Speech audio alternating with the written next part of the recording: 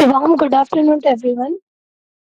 So sorry for delay, and I'm the in charge of this event.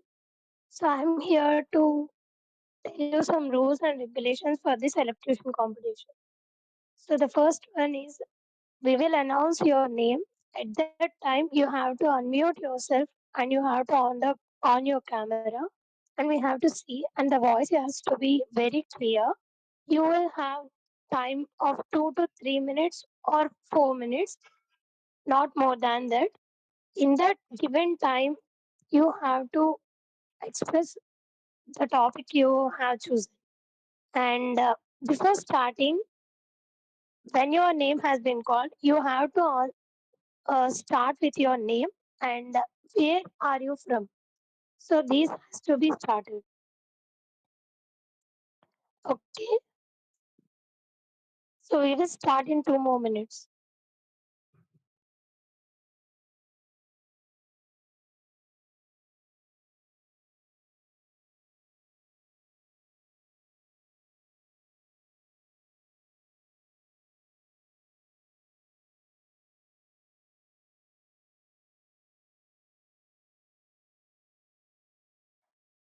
Good afternoon, sir. So I'm inviting the chief guest of AISU, the Gamba sir, the national president of All India Student Union.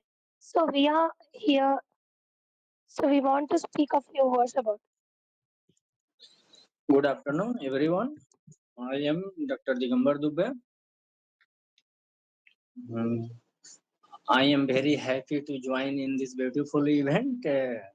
I own my presence of Sai Krishna, Vice President of AISU and State President of Andhra Pradesh. I also great presence of Navneet Singh, and he is the National Secretary of ASU, and giving thankful to all members, Aryan, Vartika Gupta, Varun Karthik,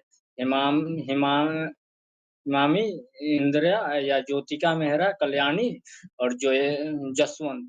Okay. I am thankful to all organization and other coordinator of this competition being held here. I have been so fond of working of Sai Krishna. He is the man of will. I must say, he has himself managed many things. He has, I have seen him working for a student day and night. He is very laborious person. Um, I would also like to quite about the Navneet Singh. He is the man who is manage me and my work along with the team. And he always been support system. I am also sincerely thankful to all members to invite me here. I want to introduce all member in uh, Andhra Pradesh team.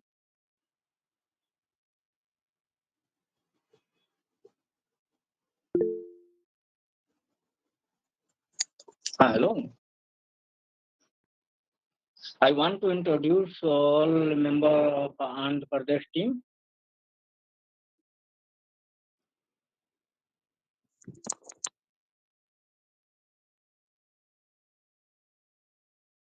Good afternoon to everyone. This is Marwada Indraja, General Secretary of Srikakulam, and I would like to thank our chief guest Digamba Dubey sir for being here with us. I'd like to thank our team members of AISU for their work, and as we all know, the competition is being conducted by the AISU team. Is nothing but knowledge quest to unleash your knowledge. The main motto of the elocution is to improve participants' ability to communicate effectively, and we see the elocution topics as they are currently trending and important topics. So we request every participant to give their best in the elocution. And thank you everyone for being here.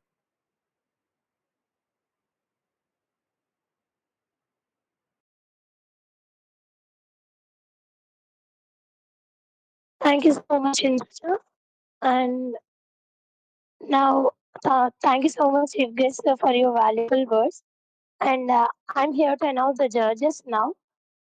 So the judges of this electrician competition are Naveen Singh, Aryan Gupta, Vedika Gupta, G. Varun Karthik, Hemani, Indraja, and Jyotika Dairi Ashwant. These are the judges of the competition, and we will announce the names one by one. Everyone has to on your camera and mute yourself and speak your few words about your topic. So thank you.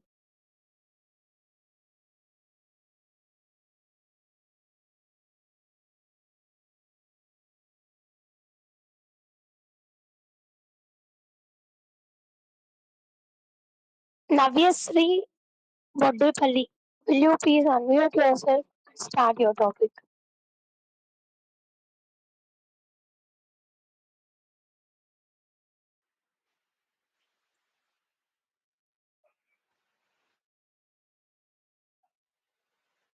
Good afternoon, everyone. I am B. Navyasri from Government Degree College, and today I am here to talk about the topic 1991 Economic Liberalization of India. First of all, talking about this, I would like to introduce you to a situation currently. Uh, We are talking about situation. If there is an entrepreneur, if there is an entrepreneur in India, and if he has backupping investors, he could open up a business at any time and upon his own wish. But this was not the situation about 30 years ago in India. Let me tell you the story behind this. After the independence of India, India's economy was completely a colonial economy. It was only controlled by the colonizers, and we had no control over it. Agriculture was the main factor for agriculture and foreign trade were the only factors that determining the economy. So, to tackle the situation, the first Indian government has started a mixed economic system. But this economic system, the state had too much interference in all the public sectors and private sectors. By interference, I meant that the government had its own share in all the industries and public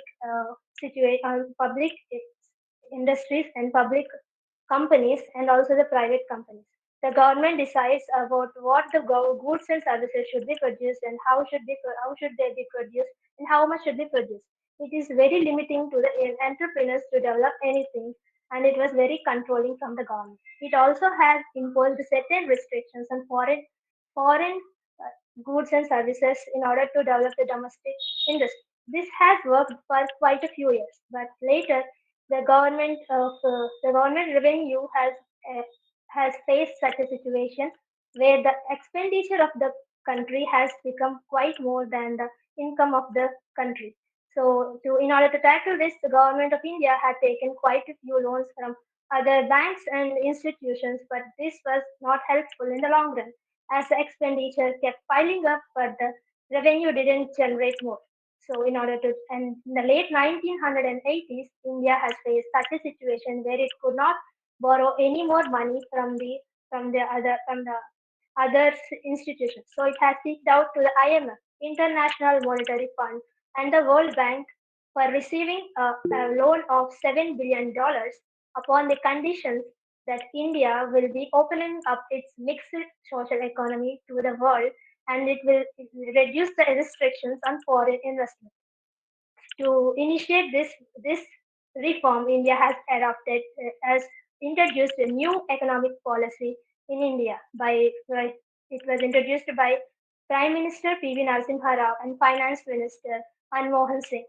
This policy had certain reforms, but the most remarkable ones were abolishing the license raj. License raj is a system where the entrepreneurs had to get a permit from Indian government.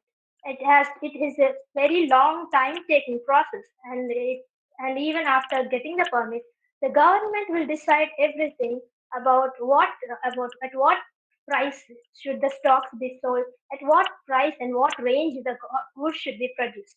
This and removing this license raj was a great boost to the entrepreneurs and the future youth. Next would be removing the trade barriers, reducing the quotas and tariffs, reducing the taxes on imports and exports has helped the foreign investment more. And the third point and the most remarkable point would be the foreign direct investment. This means that the foreigners had the direct option to invest in India without any barriers. Without any barriers, they have given an equity of 51%. This has allowed them to directly invest without any government approvals. So this has helped the Indian economy to boost from $90 million to a, a whooping $73.9 billion. Let me repeat that. $90 million to $73.9 billion. It is a huge help and a drastic change in the Indian economy.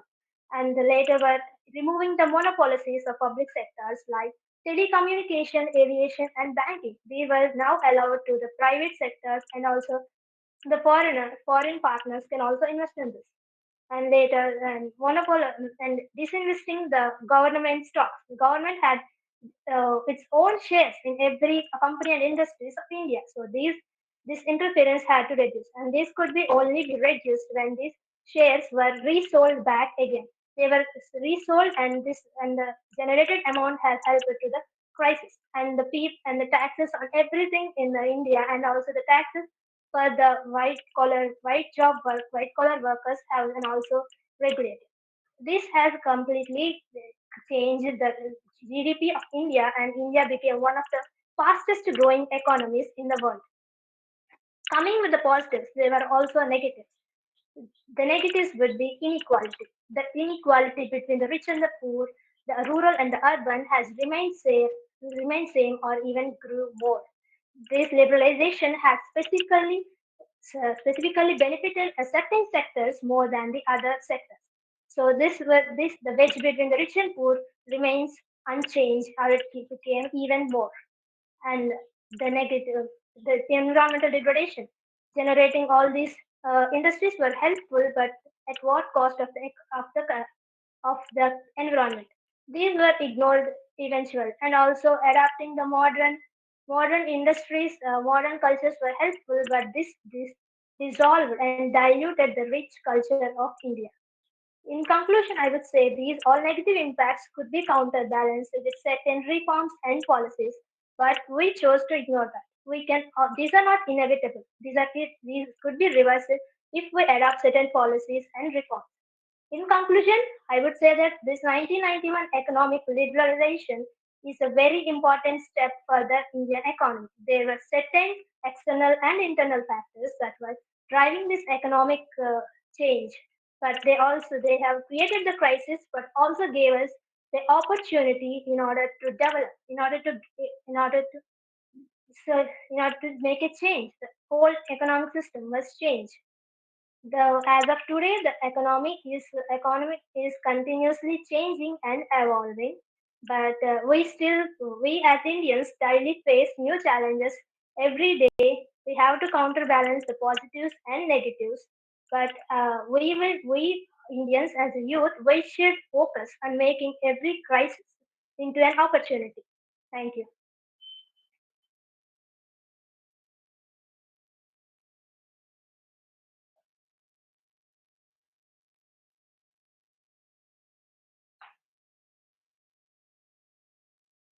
Thank you so much, Navyasri. And the second Thank person is B. Ganesh Harshavardhan. Please unmute yourself and on your video and start your.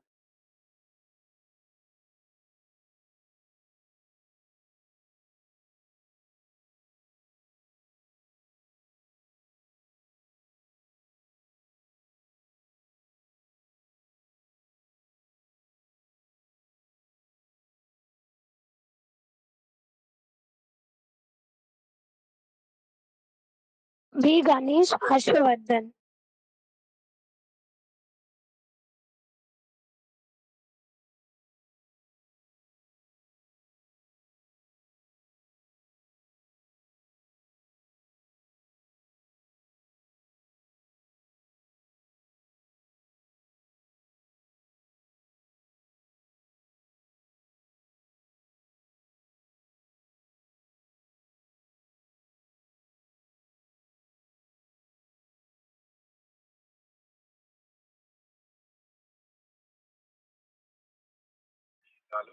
Satwik, Okay, the once I next made one. a message in group regarding to join the meeting.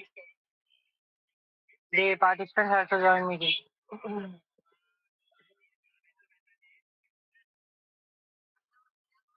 Jyotika told the next person.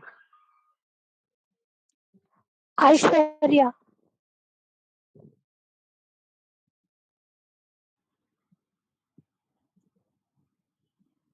Uh, Good afternoon, respected dignitaries and all the participants. So today my topic is how an education system should be. Before speaking about how an education system should be, first of all, how does education plays an important role in everyone's life? We all know because it is a ray of light in the darkness. It is the hope of certainty in uncertain times. While coming to our today's topic, how our education system should be. Today we could find our education system is well good enough for the people who are very anxious about become successful and also for developing their careers, getting jobs, going to foreign, abroad countries, etc. But today we are lacking mankind education in our education system. It is the most valuable thing we are lacking, but we are not recognizing it. We are feeling as if it's just a subject which we are all able to learn as a paper in our semesters, etc. But in reality, values play a very essential role because a value based education system is well enough to change and develop a nation. Because values cannot be acquired through wealth, they are not currency of humanity. Education has a remarkable ability to unearth the innate wisdom with each person. When a person is having a value based education, when the education institutes are well enough to give mankind education to the required, then today in this society, we wouldn't be able to find such various problems such as unemployment, illiteracy, poverty, child labor, etc. But today, in our education system, we are lacking mankind education. The first step we learn from our schools is that we all should be able to score high marks. We should all be able to get higher jobs. We should get dignity, fame, etc. But any of us were thought to be filled with mankind values. Okay, we might be taught as a paper, but in reality, did we experiment?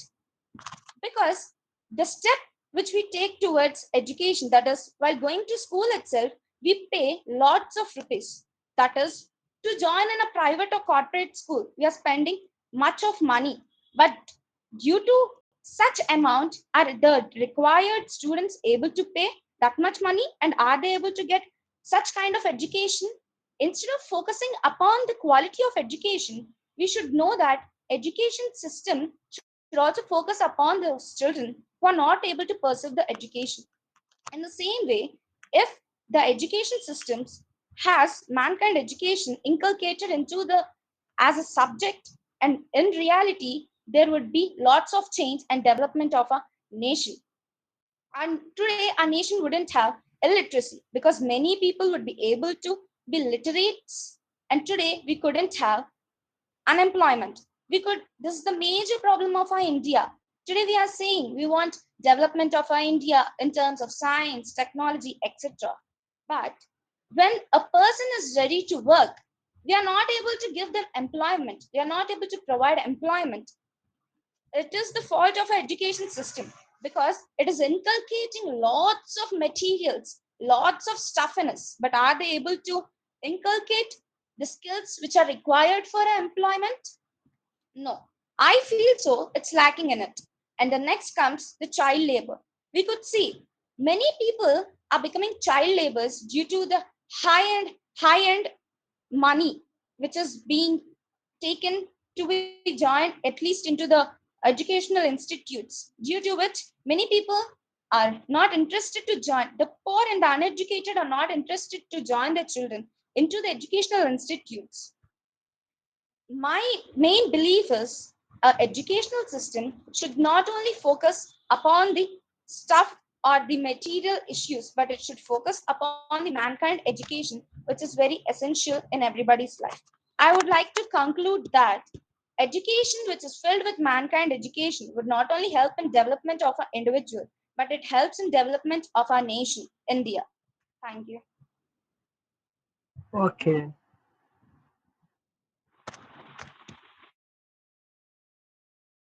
Thank you so much, Aishwarya. And the next is Aryan Sri.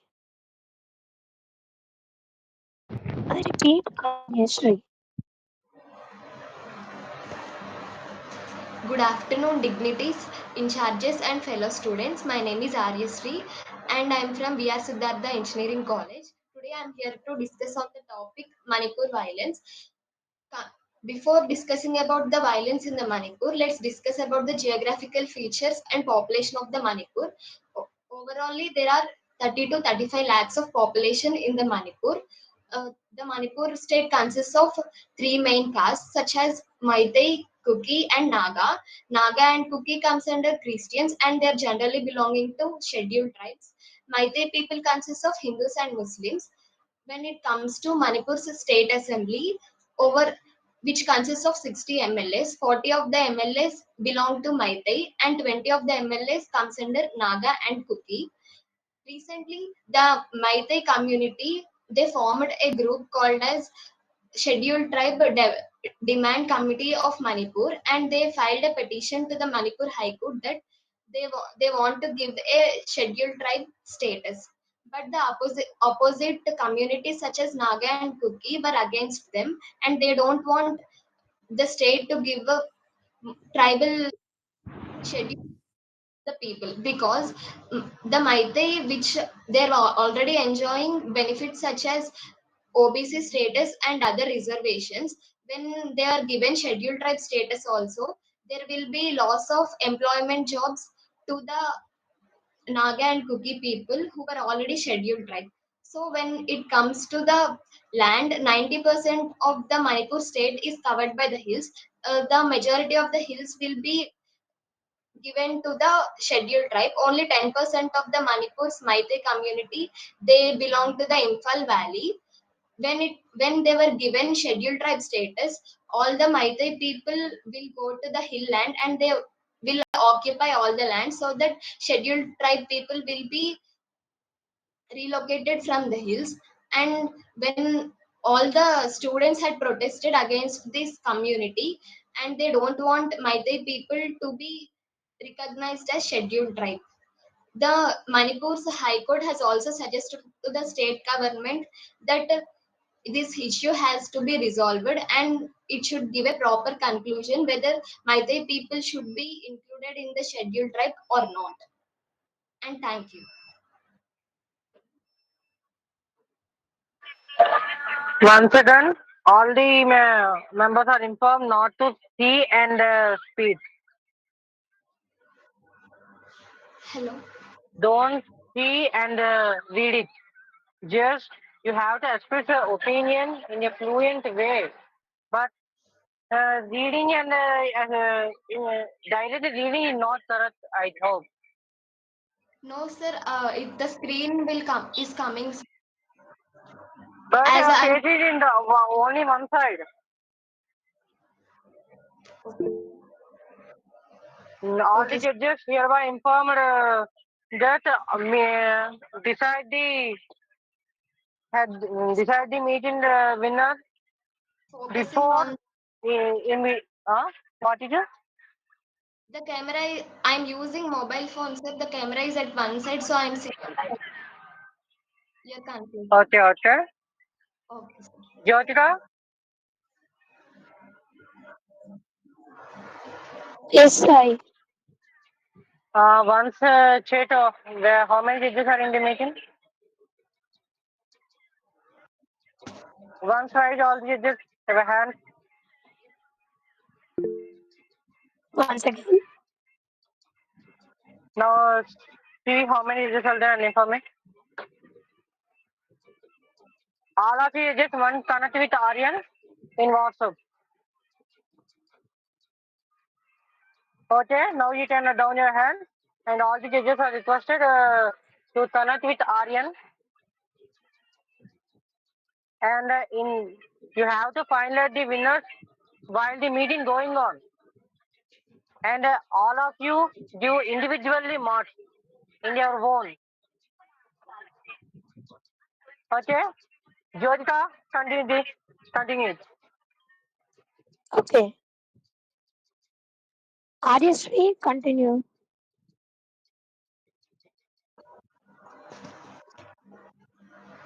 I had already concluded. So, ma'am, can I start from the beginning or you are asking to continue? I had already concluded. Okay. Already, the member who is speaking, the eyes of the member should be on the video, on the at the camera. You have to see your face in the camera clearly. Okay, continue, Jyotika. Okay, Aryasri, have you completed? Yes, ma'am. Okay. And the next one, Akshita. I repeat, Akshita.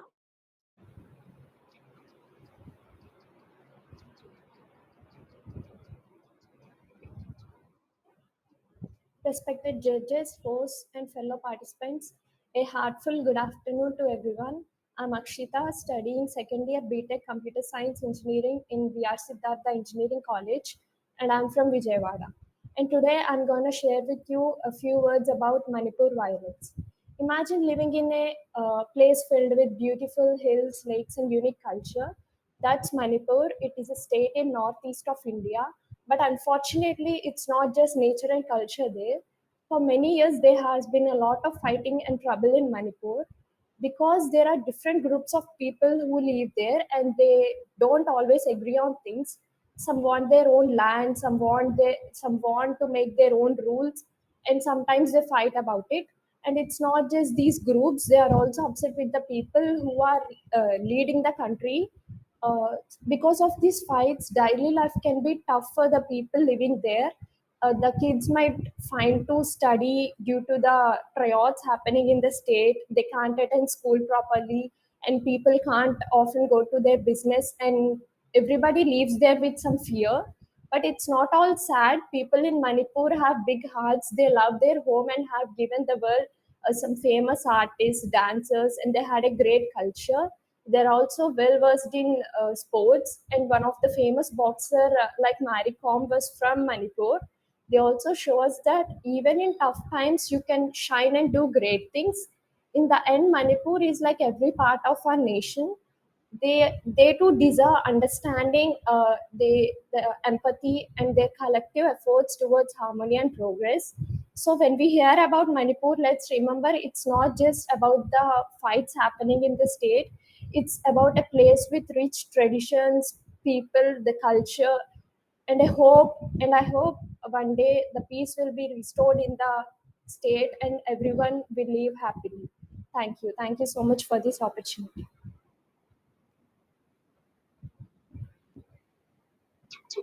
Thank you so much, Akshita. And the next one is anadomic. Anadomic.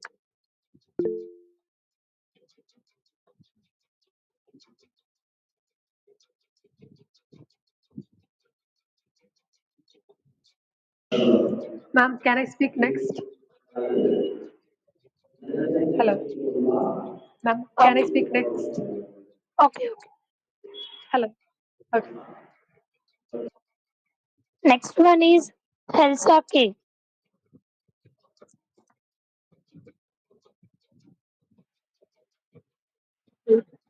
Uh, Good afternoon, everyone. My name is Helsa. I'm studying first year graduation in political science, and I'm from IPAC. And today I have decided to speak on the topic how our education system should be. Education is of knowledge. It's not of facts, but of values.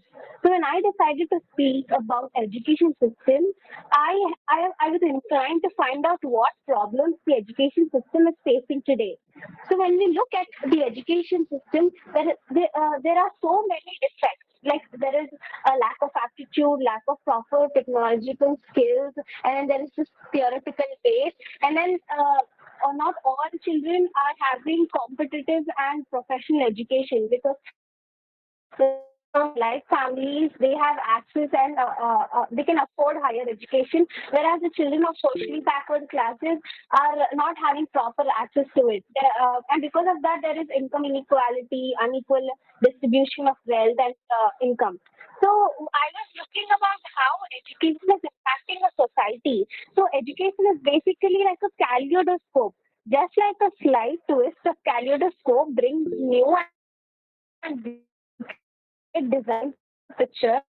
Each person of education offers tools to observe, view, and understand and these in form. So now I education system now. How is the way education should work? I would like to highlight uh, students should be independent on each other, and all the education system should make sense to uh, have a technology education. About technology, the swift pace and expansion that technology has made in recent years is actually mind blowing. My God, would call it tech. How fast technology grew, the power of time. So it said that each individual access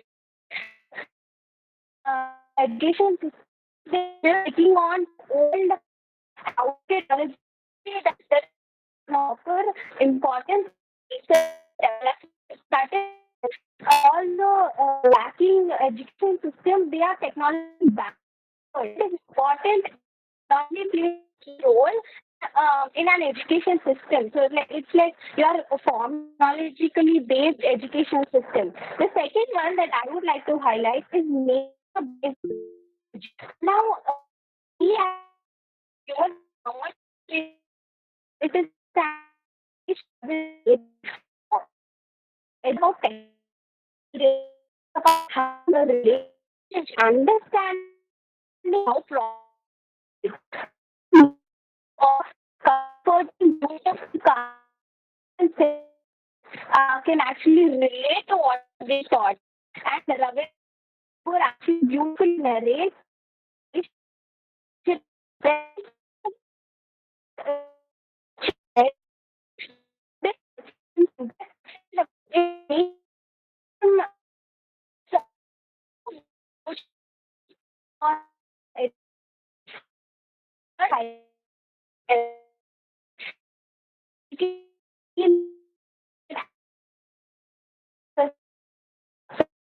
and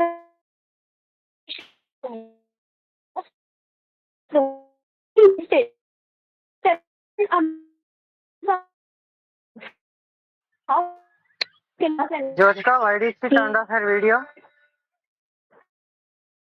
I think she's having a connection problem. yeah. Her Is voice is my also audio? breaking. Okay, can you please once again speed after some time? When the connection is okay, you can inform us. Okay, okay. Elsa, your voice is not clear and your video has been stopped. Please check your internet connection and we'll come back to you next. Okay.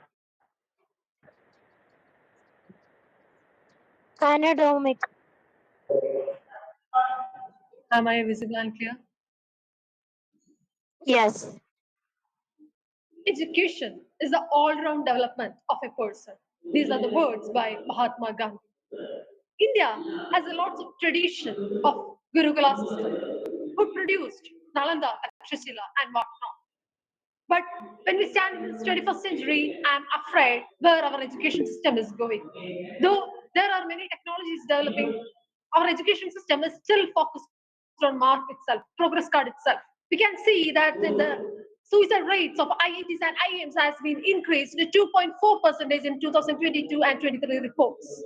And we can clearly see that the migration to abroad has been increased to 18.67%. Here comes the importance of how our education system should be. As Gandhi said, it should be skill based, like Vartha system. And the next point, it should be based on value system. Though there are many A pluses and 100%, if a person cannot understand another person, his sadness, his situation, what is the point of education? The next thing, why is my youths are migrating to abroad? Because of lack of education. We clearly know that many BTech students are working in hotel sectors, though they have qualification. The state has not been providing enough jobs. The state should address this question and find necessary actions. And it should provide research-based curiosity. If the education system just spoon feeding the facts, just reproducing it in the exam paper and giving full out of full or 100% A plus or etc., what's the point of such education? Education system should promote that student to research further out of the textbook, out of the syllabus. Here comes the importance of how education system should be. I would like to conclude my speech by telling a thought to you, telling a thought to you. Education system should be value based, should be humanitarian, should be promoting research based curiosity in a person. There comes education into its peak, into its fuller meaning. This self, I'm concluding my speech. Thank you. Have a nice day. Jai Hind.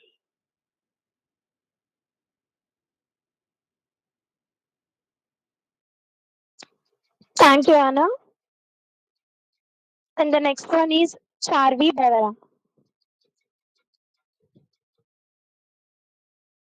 Am I audible and clear? Yeah. While the nuclear power has its risks, it also has an immense potential to provide clean and reliable energy for generations to come forward. Good afternoon, esteemed judges, dignitaries, fellow participants. I am Charvi Bevra from Maristella of the session of Intermediate. I'm from Vijayawada. I now stand before you to shed light on the extraordinary chapters in the Indian chronology, the journey how India became a nuclear power. The transformational journey is a testament for the India's scientific past, strategic visions, and most importantly, its unwavering loyalty to securing its national interests. India's exhibition with the nuclear technology jumped as soon as it has attained independence in 1947. The Indian authorities of that time has realized the possibilities of nuclear energy for generating electricity, that it can cater the electricity needs of the energy to the rapidly developing or evolving nations. Here, the nation means the citizens or the inhabitants of the nation. The father of the nuclear sciences, Dr. Homi J. Baba, led India in laying the foot in its nuclear program with the establishment of Tata Institution of Fundamental Research in Atomic Energy establishment, which is in Turbay, which was later renamed as Baba Atomic Research Center, which is generally known with its abbreviation BARC. These institutions has embarked on the mission to employ the benefits of nuclear sciences and the technologies for the establishments of the inhabitants of the countries, which has a longer version towards itself. Yet, India has to grind down various challenges before evolving into a nuclear power. Because if something ever started, it has both an advantages and a disadvantages. These challenges that India has faced comprises the limiting sources, international restrictions, and importantly, combustion global geopolitical environment. The turning point of India's nuclear journey has occurred in 1974, when India has successfully launched its first nuclear test, which has a code name Smiling Buddha, in Pohar, Rajasthan. This has marked a sustainable crossland to India as India became the sixth country in the world to possess nuclear powers. The friendly nuclear explosion brought a sense of pride to India, but it also has tempted international scrutiny and criticism to India. Neverthelessly, in 1998, India has put up with another significant step to through its nuclear journey by operating not just one nuclear test, but a series of nuclear tests, which is named as Operation Shakti, once again in Porhan, Rajasthan. These tests indicated India's unyielding commitment to maintain a credible minimum barrier in the face of regional security challenges. Although these tests has met with the global censor and other norms of the global harmony and pieces, India has yet refused to sign Nuclear Non-Proliferation Treaty (NPT) and Comprehensive Nuclear Test Ban Treaty (CTBT) while proceeding to pursue an independent foreign policy which India has alone itself. India has known for making and massive efforts all over the years to integrate itself as an accountable nuclear powers among the 9 countries, only 9 countries all over the world, which does have the visa for the nuclear power. This country, India, has purified its nuclear principles, commands, and control mechanism. India's commitment to no first use, NFU policy, and its constant advocacy for the discriminant has earned its recognition in the international space. Last but not the least, India's nuclear story is not a merely an advocate or a tale of technological accomplishment, but it is also a story that gives the soundness, reliable supervision. This means the responsible leadership of the leaders of that time and now too, and the commitment for the global harmony and stability, which is unlike for some of the 9 countries which does have the nuclear power, they does like to this go out from their norms and cultures. That means which disturb the harmony and the stability of the world. Thank you, Charvi Babra from Madison. Thank you so much, Arvi Behra. And the next is Chahna Monica. Introduce yourself along with your name and where you are from, and then continue with the topic. Okay? Yeah. 1 minute, Good Jyotita. afternoon. Is all the judges are writing the names and assigning marks? What's the Yes, response? Sai. Okay, so that we have to know as we have to give the participant certificates to only them who are speaking here, not for the all who have registered. So I am requesting all the judges to write the names also. Okay, carry on. Good afternoon, everyone. My name is Chahna Monica, and I'm from Velagapudi Ramakrishna Siddhartha College of Engineering. First of all, I would like to thank you all the organizers, and it's a great honor for me to be here today to address such a distinguished audience. So the topic that I've chosen today to address is how an education system should be. So before getting into the topic, I want to ask you a small question. So we often hear on news channels that unemployment is increasing day by day in India, in spite of many graduates having fancy degrees, and yet they fail to land on a good job. What could be the reason for this? So getting into the so let me tell the answer. Getting into the answer for this is our education system. So, education is a process of acquiring knowledge, beliefs, values. It's not about transferring what is there in textbook, like facts and figures, into our brain. In the age of innovation, globalization, and ever evolving challenges, the role of education plays a major role nowadays. Education is not about dumping facts and figures from textbooks into our mind. It's all about nurturing,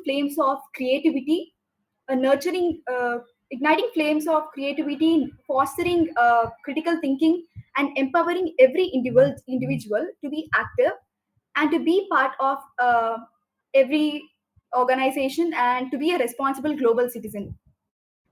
Our Indian education system is considered to be one of the oldest forms of education system. But in spite of being the oldest forms of education system, it's not the best one. A lack of reforms and improvement makes our Indian education system annoying and ineffective. Our From the beginning, our education system mainly focuses on textbooks, in which we read the textbook, write exams, and get good grades. But in in reading and writing what is there in textbooks, a student could be able to improve his reading or writing capabilities, but one will not get how to survive in this world. Uh, our education system, the education and the knowledge that we get from reading different textbooks is unmatchable, and I totally agree with that. But our education system focuses on theoretical knowledge, and a student should also get to know how to apply that theoretical knowledge practically. And this is the place where our students are lacking in the education system. And this is the major behind an exponential increase in the unemployment rate in India. So how would an education system be? In my point of view, first one, the education system should be inclusive, which means education is a fundamental human right. Every individual, regardless of their background, should have access to quality education. And coming to the second one, our education system should be flexible and adaptable. Our world is running at an unprecedented pace. uh, our education system should be in a way that it should involve evoke students to develop the skills uh, that satisfy the demands of the 21st century. And these, Shahna, one stop. yeah.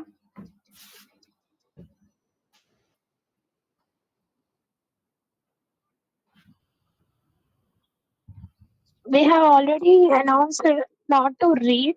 You have to tell by your own, not by reading. I'm telling it by my own. I'm looking at the camera and you guys. I can start from the beginning if no problem.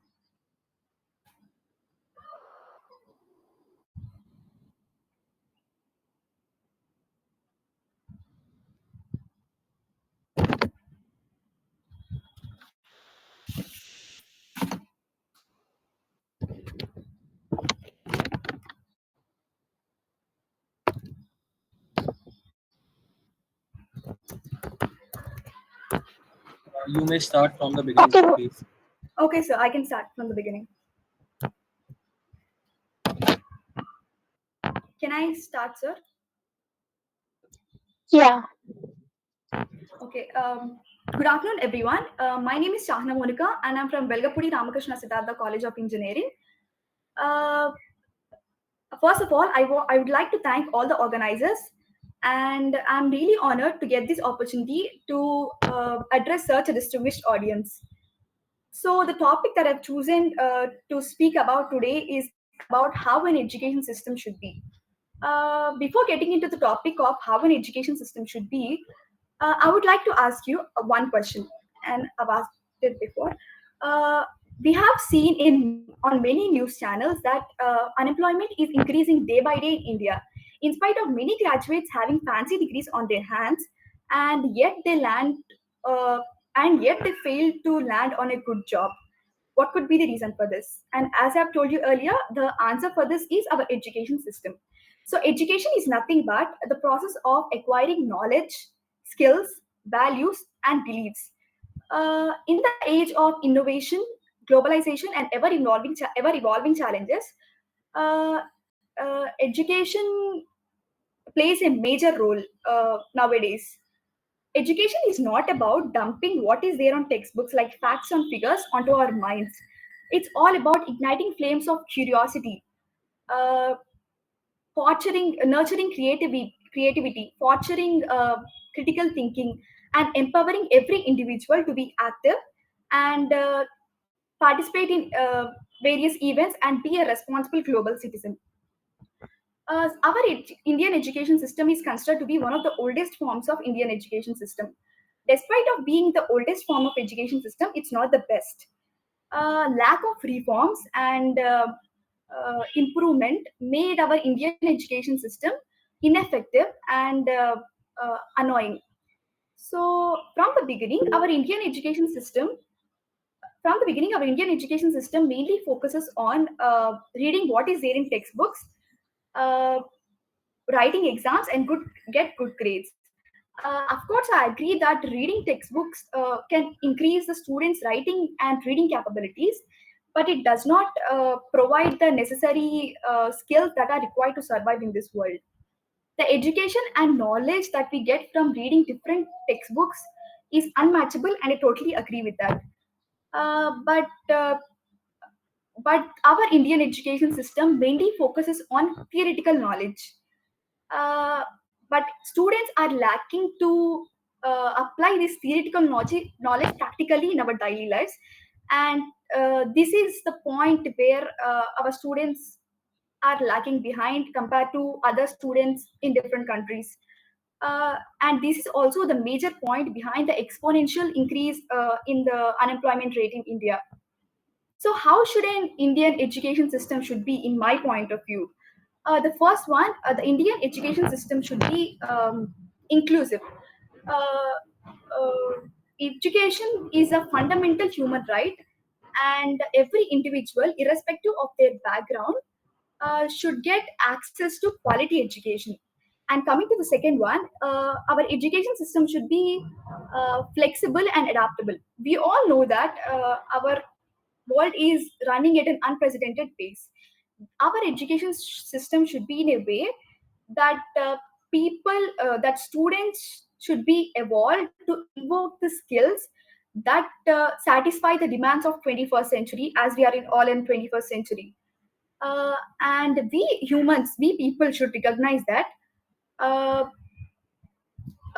education is not only about acquiring academic excellence, but it's also about gaining emotional intelligence, empathy, respecting others.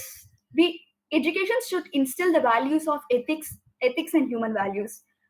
And going furthermore, our education system should be student centered. We all know that we have different talents and different ways of learning. So students have unique talents and different ways of learning. Therefore, our education system should provide a personalized learning in which students get to know about their passion and strengthen their skills. So uh, as we embark on this exploration day,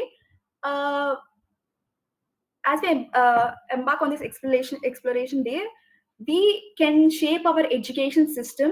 Uh, Not only the shape of our education system does not rely on the policy makers and educators, but it relies on the will and vision Shana, of the society. Yes. okay, stop.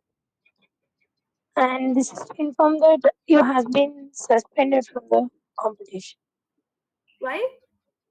because it's a warning two times that you are not still looking at to the camera.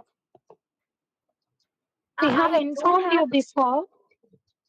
that. This is my camera. You can see here, right?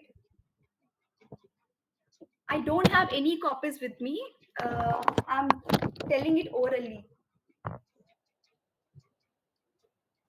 You can find nothing here.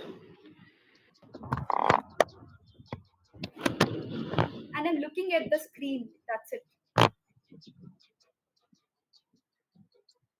Okay, wait till last. Okay.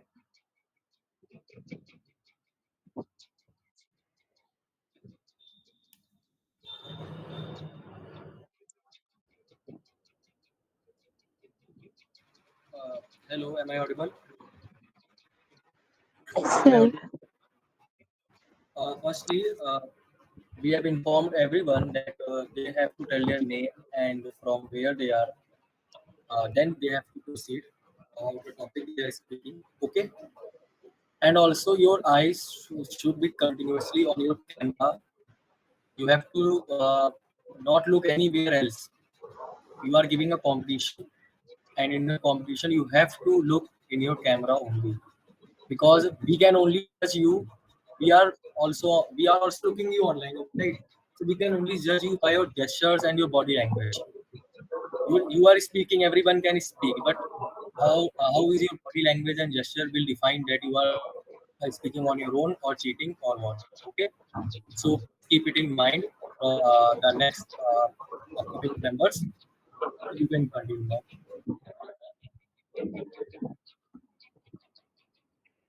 Okay, turn off your video and mute yourself.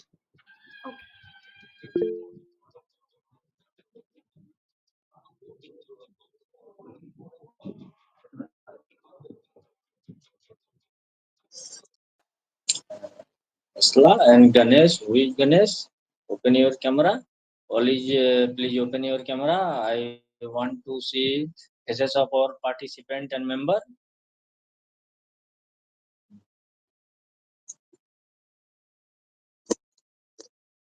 Just Patrick, on top of camera.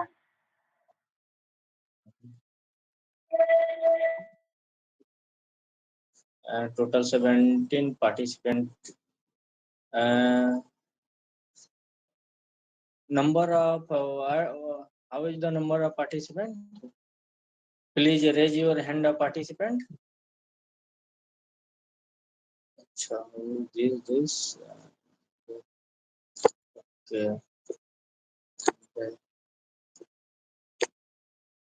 Please, please raise your hand of members.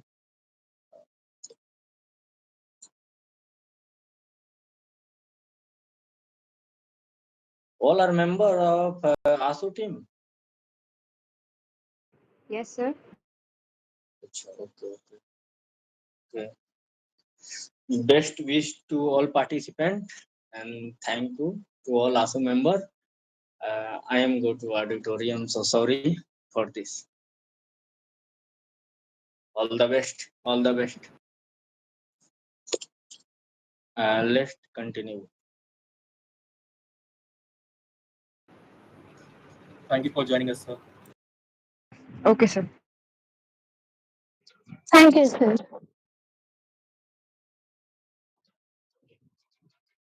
Okay, the next is Jyoti bhai, Tirupati Rao. now.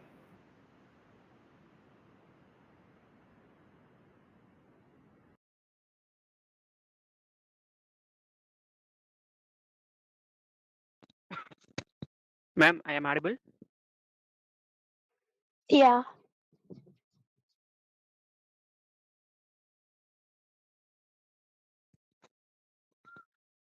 Okay, good evening, everyone. Respected All India Student Unit members అందరికీ అలానే నాతో participate చేసే participant అందరికీ first of all good evening all of you. నా పేరు తిరుపతిరావు కాస్న, studying PPT third year in హార్కా college of physiotherapy Guntur. నా టాపిక్ ఏంటంటే how India becomes a nuclear power. India ఎందుకు న్యూక్లియర్ పవర్గా మారిందంటే దీనికి మెయిన్గా మనం రీజన్ చూసుకున్నట్లయితే 1945లో రష్యాకి అలానే మిగిలిన దేశాలకి వార్ జరిగే సమయంలో ఆ టైంలో చాలా గొడవలు జరిగాయి.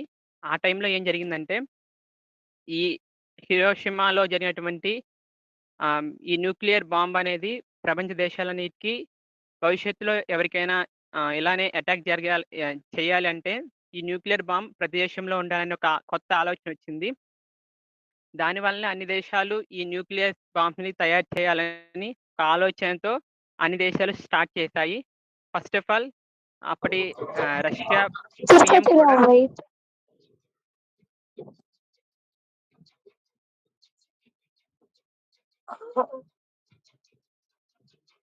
Will you speak in English?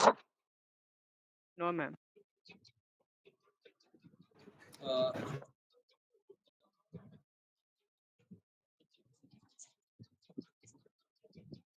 Tirupati Rao, madam sir? can you speak in English? No sir, already నేను మీకు కాల్ చేశాను సార్ తెలుగు ఉందా అని. మీరు ఆల్రెడీ ఉందని చెప్పిన తర్వాత రిజిస్టర్ అయ్యాను. I think Jyoti. Okay, carry on. Thank you sir. No barrier. Thank you sir. Thank you.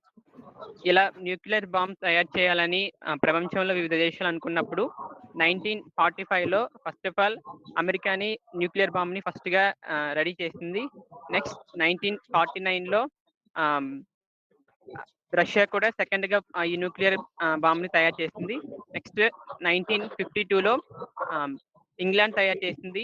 1960లో France తయారు చేసింది. 1962లో లాస్ట్గా ఫ్రాన్స్ కూడా ఈ బాంబ్ తయారు చేసింది. ఇలా తయారు చేసిన తర్వాత ఈ 5 దేశాలు కలిసి మిగతా ఏ దేశాలు ఇలాంటివి తయారు చేయకూడదని ఒక బిల్ని పాస్ చేసేవి. అవే ఎన్పిటి. ఎన్పిటి అంటే నాన్ ప్రొలిఫరేటివ్ ట్రీటీ. అంటే ఈ బిల్ యొక్క మెయిన్ ఈ జియో యొక్క మెయిన్ రీజన్ ఏంటంటే ఇప్పటి వరకు తయారు చేసిన ఈ 5 దేశాలు తప్పితే మిగతా ఏ దేశాలు ఇలాంటి న్యూక్లియర్ పవర్ స్టేషన్స్ అనేవి స్టార్ట్ చేయకూడదు. ఒకవేళ చేసినా కూడా ఆపేయాలని. అలాంటి టైంలో మన ఇండియా మాత్రం ఆ యొక్క బిల్ మీద సైన్ చేయడానికి ఒప్పుకోలేదు. కౌంటర్గా మన భారతదేశం వాళ్ళందరికీ ఒక కౌంటర్ ఇచ్చింది. అదేంటంటే ఇప్పటి వరకు తయారు చేసినటువంటి 5 దేశాలు తయారు చేసినటువంటి అన్ని డిస్ట్రాయ్ చేయాలి. అప్పుడే మేము ఈ బిల్కి సైన్ చేస్తామని. కానీ ఆ దేశాలు మాత్రం దీనికి ఒప్పుకోలేదు. కాబట్టి మన ఇండియా కూడా దాని మీద సైన్ చేయలేదు. అదే టైంలో బంగ్లాదేశ్ కోసం చైనా కూడా మన మీద యుద్ధం చేస్తూ ఉంది. అది కూడా ఒక రీజన్. ఇలా జరుగుతున్న సమయంలో మన భారతదేశం మాత్రం ఈ బిల్కి అగైనిస్ట్గా ఇండియాలో న్యూక్లియర్ పవర్ స్టేషన్ని స్టార్ట్ చేసి ఆ డైరెక్షన్లో రీసెర్చ్ చేయడం స్టార్ట్ చేసింది.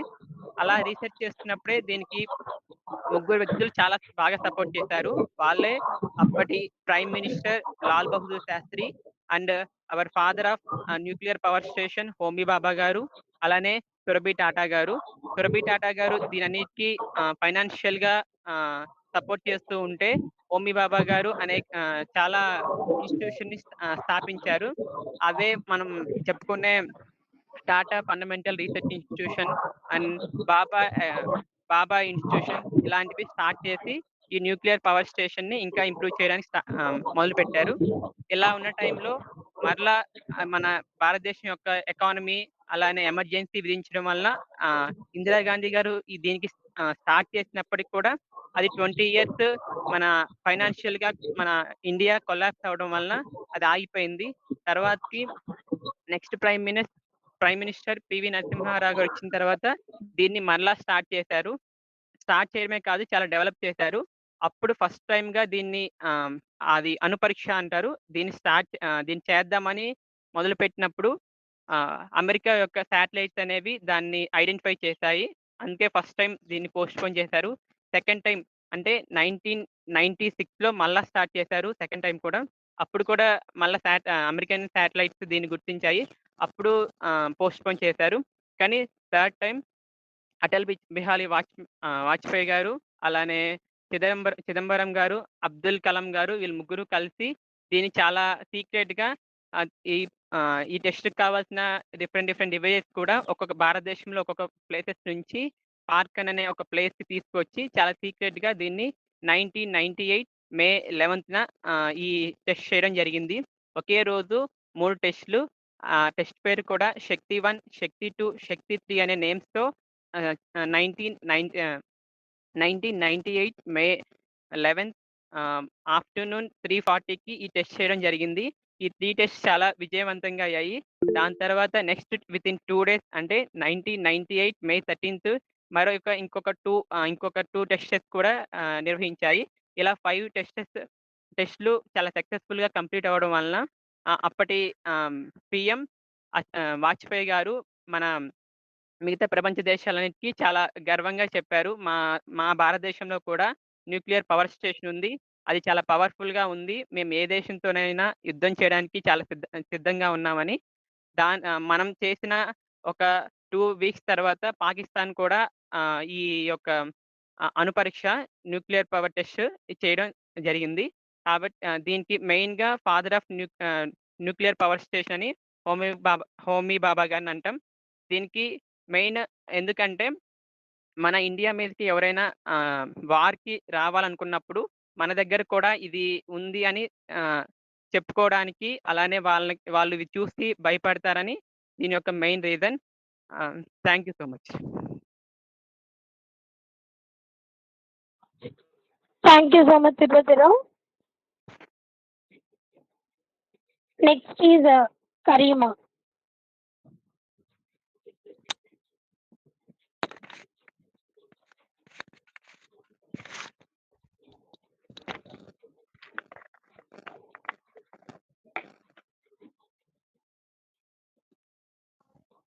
I instructed everyone that please lower your hand. Tirupatra, unmute yourself. Sorry, mute yourself. And Karima, on your video along with your audio.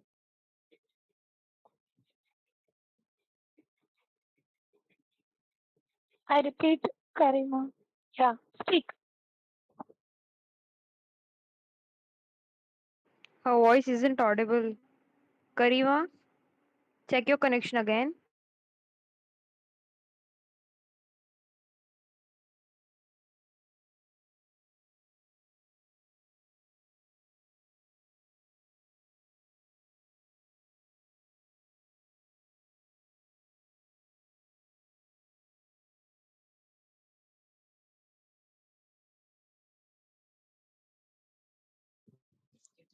Okay, Karima, check your internet connection. We will continue with the next one. Rishna, strike.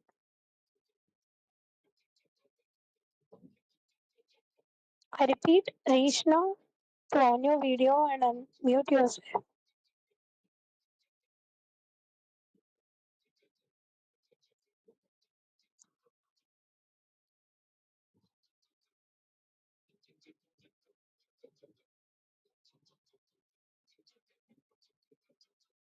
Am I audible?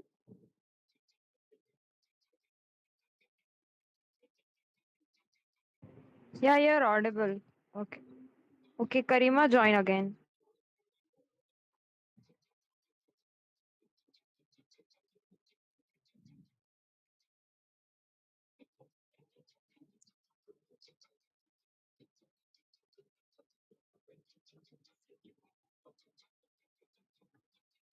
She is left.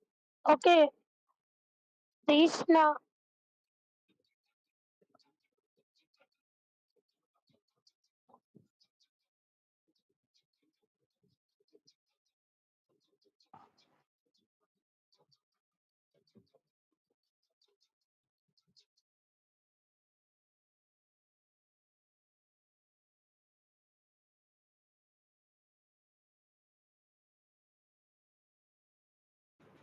Who is the next one to perform, Jyotika?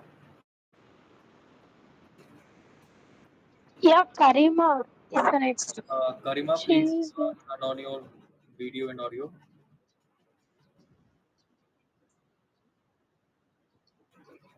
Please speak. Am I audible?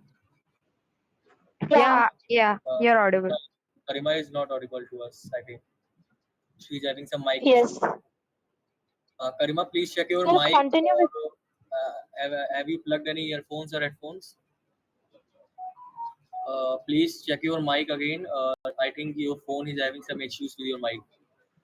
Uh, Try connecting your headphones or earphones and then speak. Till then, Jyotika, please proceed with further.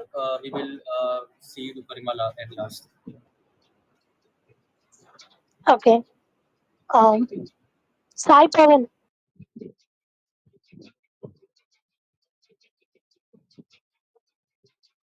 Sai Pavan, please on your video and start your.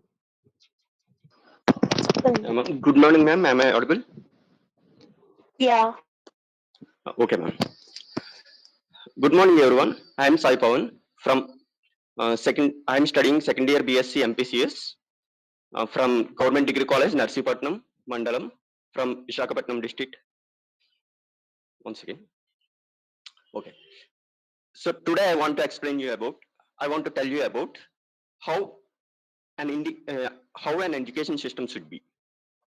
So before telling that, I want to thank you, AISU, for giving me this opportunity. Firstly, I want to share a story of my own. Let me start with my primary education. When I was studying in primary school, I was very poor in my studies. So I just go to school and come back with a blank mind, with a blank. I go with a white paper and come back with a white paper. This is what I do in my primary school. So I am very poor in my education. So when I started into higher education, I started getting some good grades. Maybe due to my teachers, or maybe due to my surroundings, or maybe I got some maturity. I don't know how, but I got some. I became good at education. So when I was entered into 10th class, my education become very good. That means all of my surrounding people and all my teachers and all my family members keep telling me to score good marks. Like you can score 10 out of 10 in your 10th class. That means all the people are having high expectations on me. So I myself got that uh, belief in me and give an attempt to the 10th class, obviously. So when I, Sai Pawan, yeah, yeah, look at the camera, not the okay, screen, okay, okay?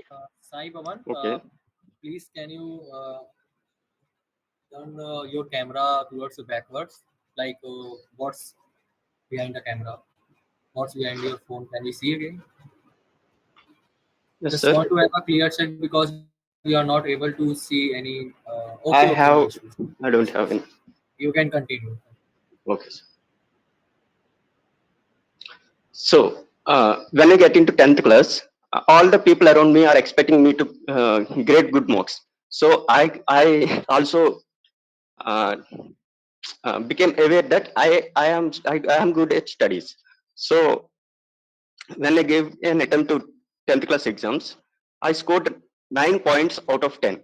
So actually, the 9 points are very good at good, but all the people are expecting me to score 10 out of 10. So this is very uh, surprising to me, and I'm not able to digest because I got only 9 out of 10. So uh, I I'm very depressed and got uh, sorry, I don't want to. I am so I am very depressed and can't Sai, understand what's happening around me. So the main yes. point here is when I Hello, Sai Pawan. attempted. Am I audible? Pawan won't stop. Are you are you getting nervous while speaking? Yes, sir. You need time. You need time. Yes, sir. Oh, I want Do some you time. think by getting time you can speak well? Okay, sir. I can speak It's a competition, after so a we person. don't want because of your nervousness you should lose. Okay. Okay, okay, Uh, sir. so we are Kyotika. Am I audible? Hello, Jyotika, Hindu. Yeah, you are Yes, audible. yeah, Okay, Aryan, so you're audible. uh, ask the next participant to speak, and after that participant, we will give Sai Bhavan to speak. Okay, Okay, sir. Sure, sure. you have Okay. 5 to 6 minutes to speak. Okay, sir. Thank you, sir. Ask if Karima is ready with her phone so we can add her. We can do the next participant as Karima, Karima. am I audible? Okay, Karima, please turn on your Yes, sir. video and audio. Now your audio is audible. You can. Okay, Karima, you can start now. Good afternoon, everyone present here. My name is Karima Minar, and I am from Velagapudi Ramakrishna Siddhartha Engineering College, Vijayawada. So, my topic is how the education system should be. So, first of all, coming to the before coming to the topic, let us just understand what is the term education means. So, education is giving and receiving the information or the knowledge from the different parts of the by the different needs. So, coming to the Indian education system, we generally get the education by mugging up the textbooks, by reading it thoroughly, by own sorry, not reading it thoroughly, only reading it thoroughly, and getting up the good marks. So. Where students are only interested in reading the particular topic only for the sake of getting good grades. Let us find an example here. Uh, in the 10th class, we get a topic of Pythagoras theorem in our academic curriculum. Students just practice the theorem by listening to the teacher, and they do not know why the Pythagoras theorem is really helpful in their lives. They just think that it is unnecessary to study where we do not use it in our future things. Instead, if we change this academic curriculum by applying the knowledge of the Pythagoras theorem in the 10th class itself, students will just read it more interestingly and apply the knowledge in the different fields. So, and I hereby say that applying the knowledge is most important for the student to give to involve in different activities. And we find unemployment in India, in spite of having the fancy degrees. The BTech students who are graduated 2 or 3 years ago are still unemployed and do not find the particular job regarding to their degree. This is all due to the not in uninvolvement in the different extracurricular activities and curricular activities. So in interviews they majorly fail in the in not participating in not participating in different group discussions, elocutions, and essay writings, and etc. So uh, curriculum should involve the extracurricular activities such as elocutions to increase their communication skills and involve in different activities.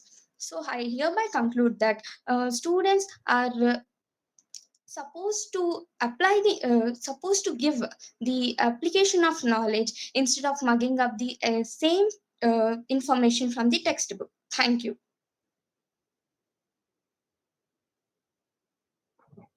Okay, Karima, thank you. And next is Nida Ahmad.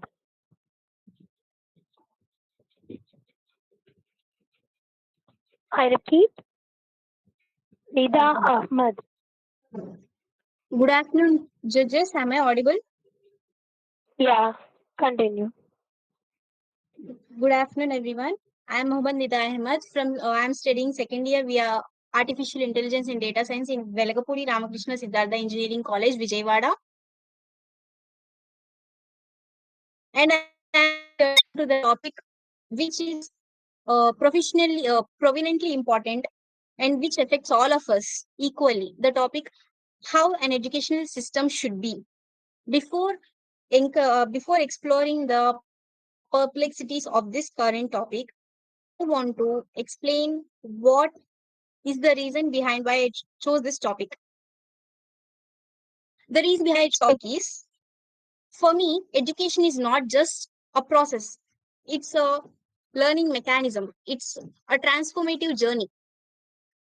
For me, education is a key that unlocks opportunities, which makes individuals skill their reshape their futures.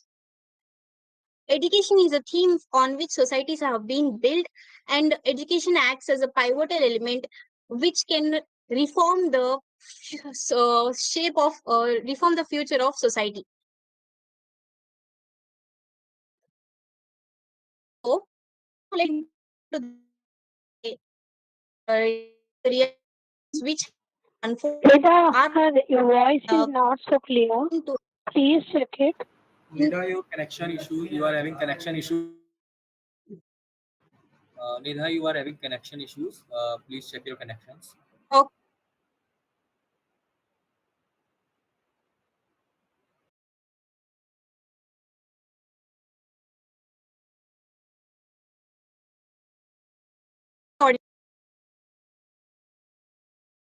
Hello.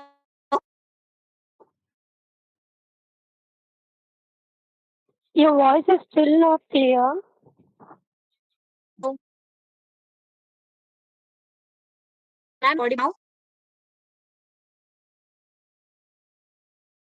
No. Hello. Yeah. Please on your way.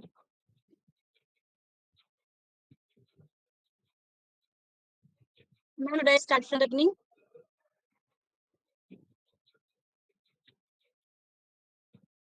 Hello. Yeah, your video is not showing and your voice is Hello. not that clear. Please check your internet connection.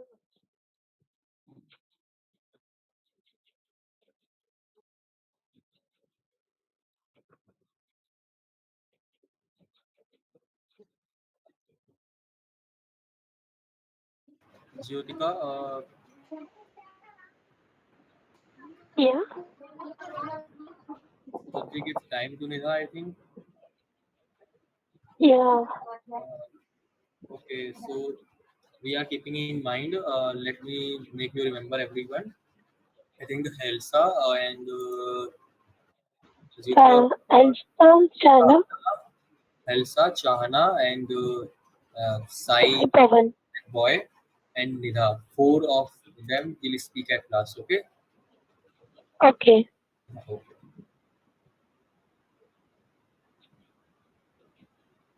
And next one is Sri Lakshmi.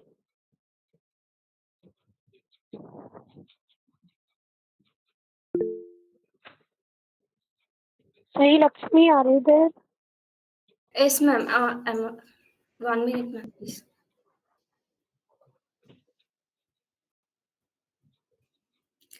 Could you Okay. tell, ma'am, am I audible? Yeah, you are audible. Thank you. Introduce yourself and then start with the topic. Yes, ma'am. Good afternoon, judges and my dear fellow participants. I'm Sri Lakshmi, studying second year graduation in Velagapudi Ramakrishna Siddhartha Engineering College, Vijayawada, and I'm from Machela region of Palnadu district. And today I take this opportunity to talk about the Manipur violence.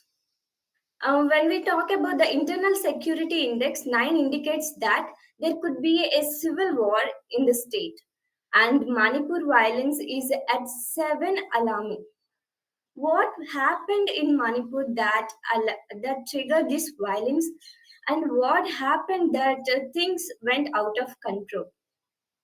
Before that, let's see the geography of Manipur, where 10% of the valley region of Manipur is occupied by the majority Meitei community, and 90% of the hill areas are occupied by the Kukis and other minority communities. When we see major protests in India that are either related to land or reservation, and Manipur includes both these issues, who failed in this issue, whether the central government or state or media or what happened. And the main conflict about the land is that Meiteis, after independence after 1947, uh, Manipur merged as a princely state into India, and Kukis and the minority community are given the status of scheduled tribes.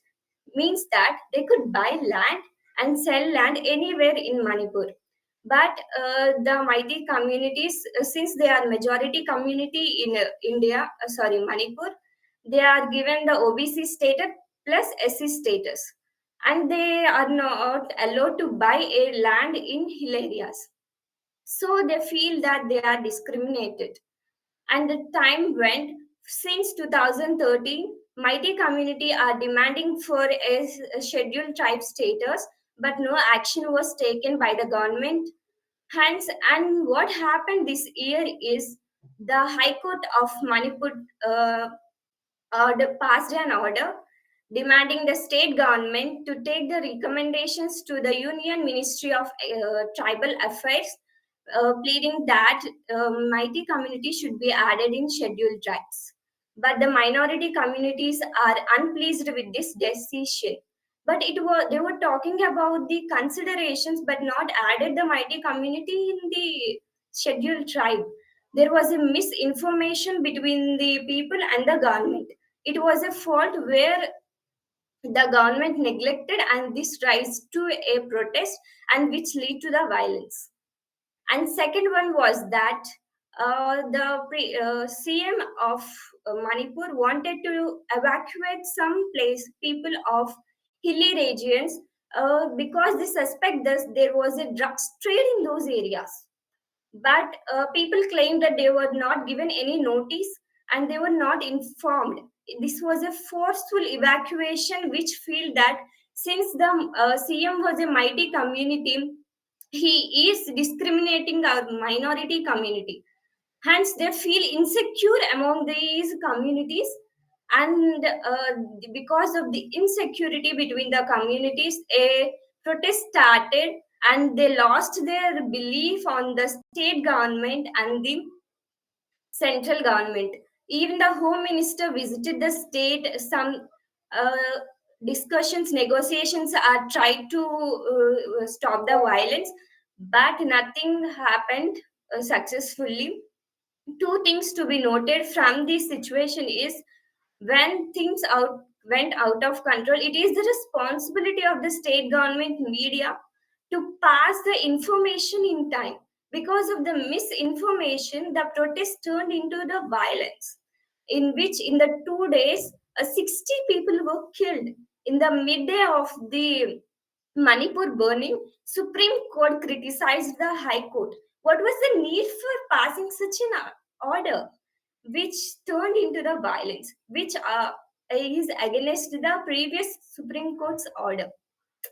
And one of the misinformation that even triggered the violence was that there was a picture went viral in the internet, in which a woman was wrapped in the plastic, and it was a fake news. Because of this fake news misinformation, two women of mighty community are naked in front of the whole state, and they were raped. See how we can see how the misinformation, insecurity, the negligence of the state government in these areas turned into the brutal incidents. So I want to conclude by that they when situations went out of go out of control, it is the necessary of the state government media to look into it, and as possible as they should pass communicate with the people and pass the what is correct information, misinformation, which can stop and negotiate with the people. Thank you.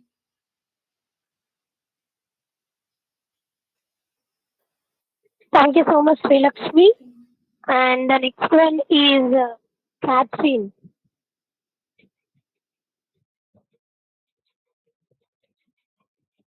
I repeat, Catherine. Yes, ma'am, I'm there. So, good Yeah, afternoon, please. everybody. Respected judges and all the dignitaries, a very good afternoon to all.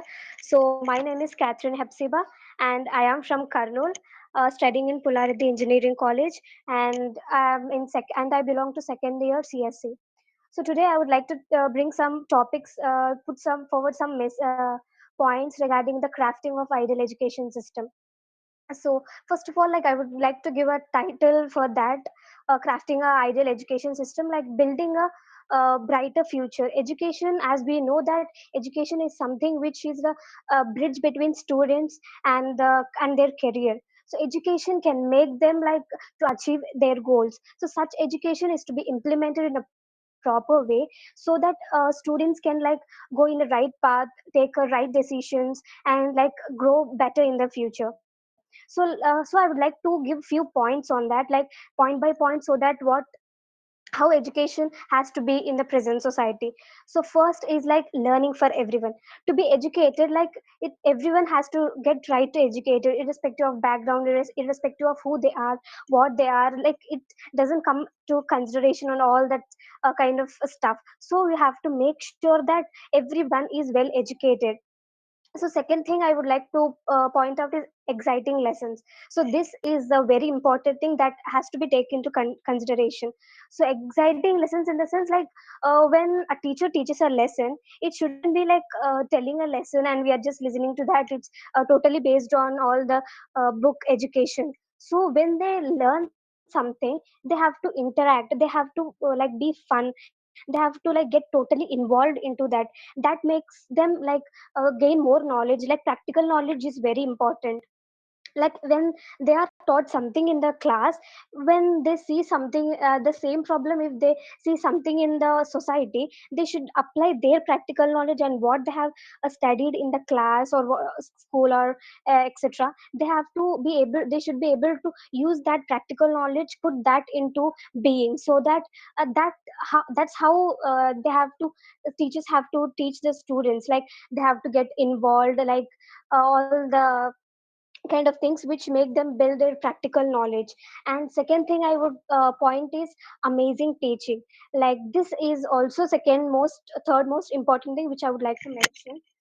That is when teachers, as we know that teachers play a very important role in guiding the students for their career. So how teachers actually has to be, like teacher when they teach different lessons, different topics, they shouldn't go in the same pace, they shouldn't go in the same track. According to the lesson, according to the topic, according to the thing which they have to teach the students, they have to go according to that.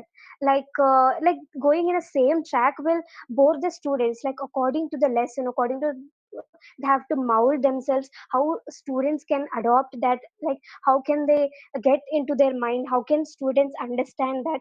According to that, teachers have to, how students can like take all the information, how can students get all the information. Like that teachers have to mold themselves and get interactive with the teachers. And whenever they get some kind of doubts or anything, they should be very get involved into that. They shouldn't be any kind of hesitate to ask them.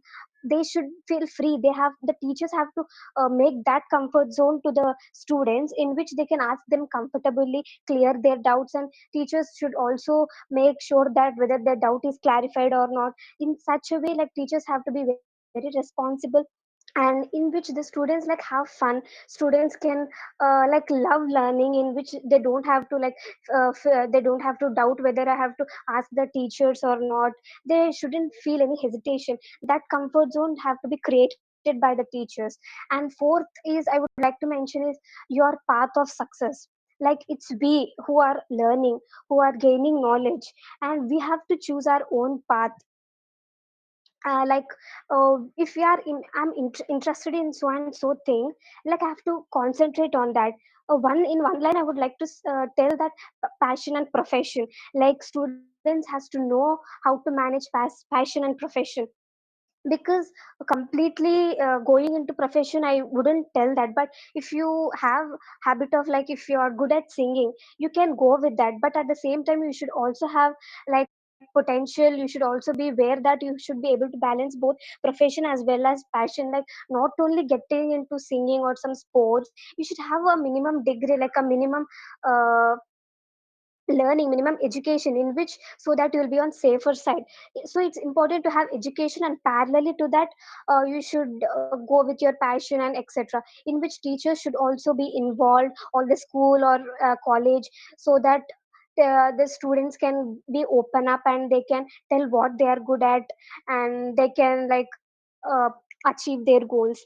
And last thing I would like to say is always getting better. Like technology gets increasing and increasing, like getting updated day by day. So according to that, the schools or colleges, they also have to be like updated. Like what are the student requirements? Like if we provide this kind of technology, student will be learning, student can uh, grasp many things. Like visually learning can make them more effective, make their learning more effective. In that way, even like education system also have to change according to the requirement of the students. And this I would like to conclude by saying that education is very important.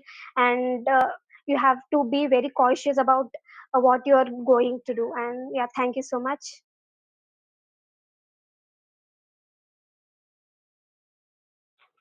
Thank you, Catherine. And the next is Tarun Kumar. I repeat, Tarun Kumar. Okay, madam.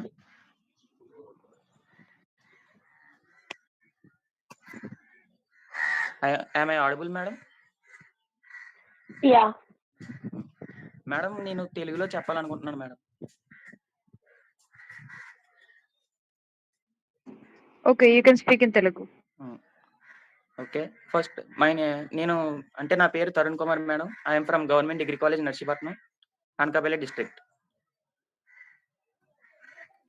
First of all నా topic ఏంటంటే విద్యా వ్యవస్థ సమాజం అంటే విద్యా వ్యవస్థ ఎలా ఉండాలి, how an education system should B.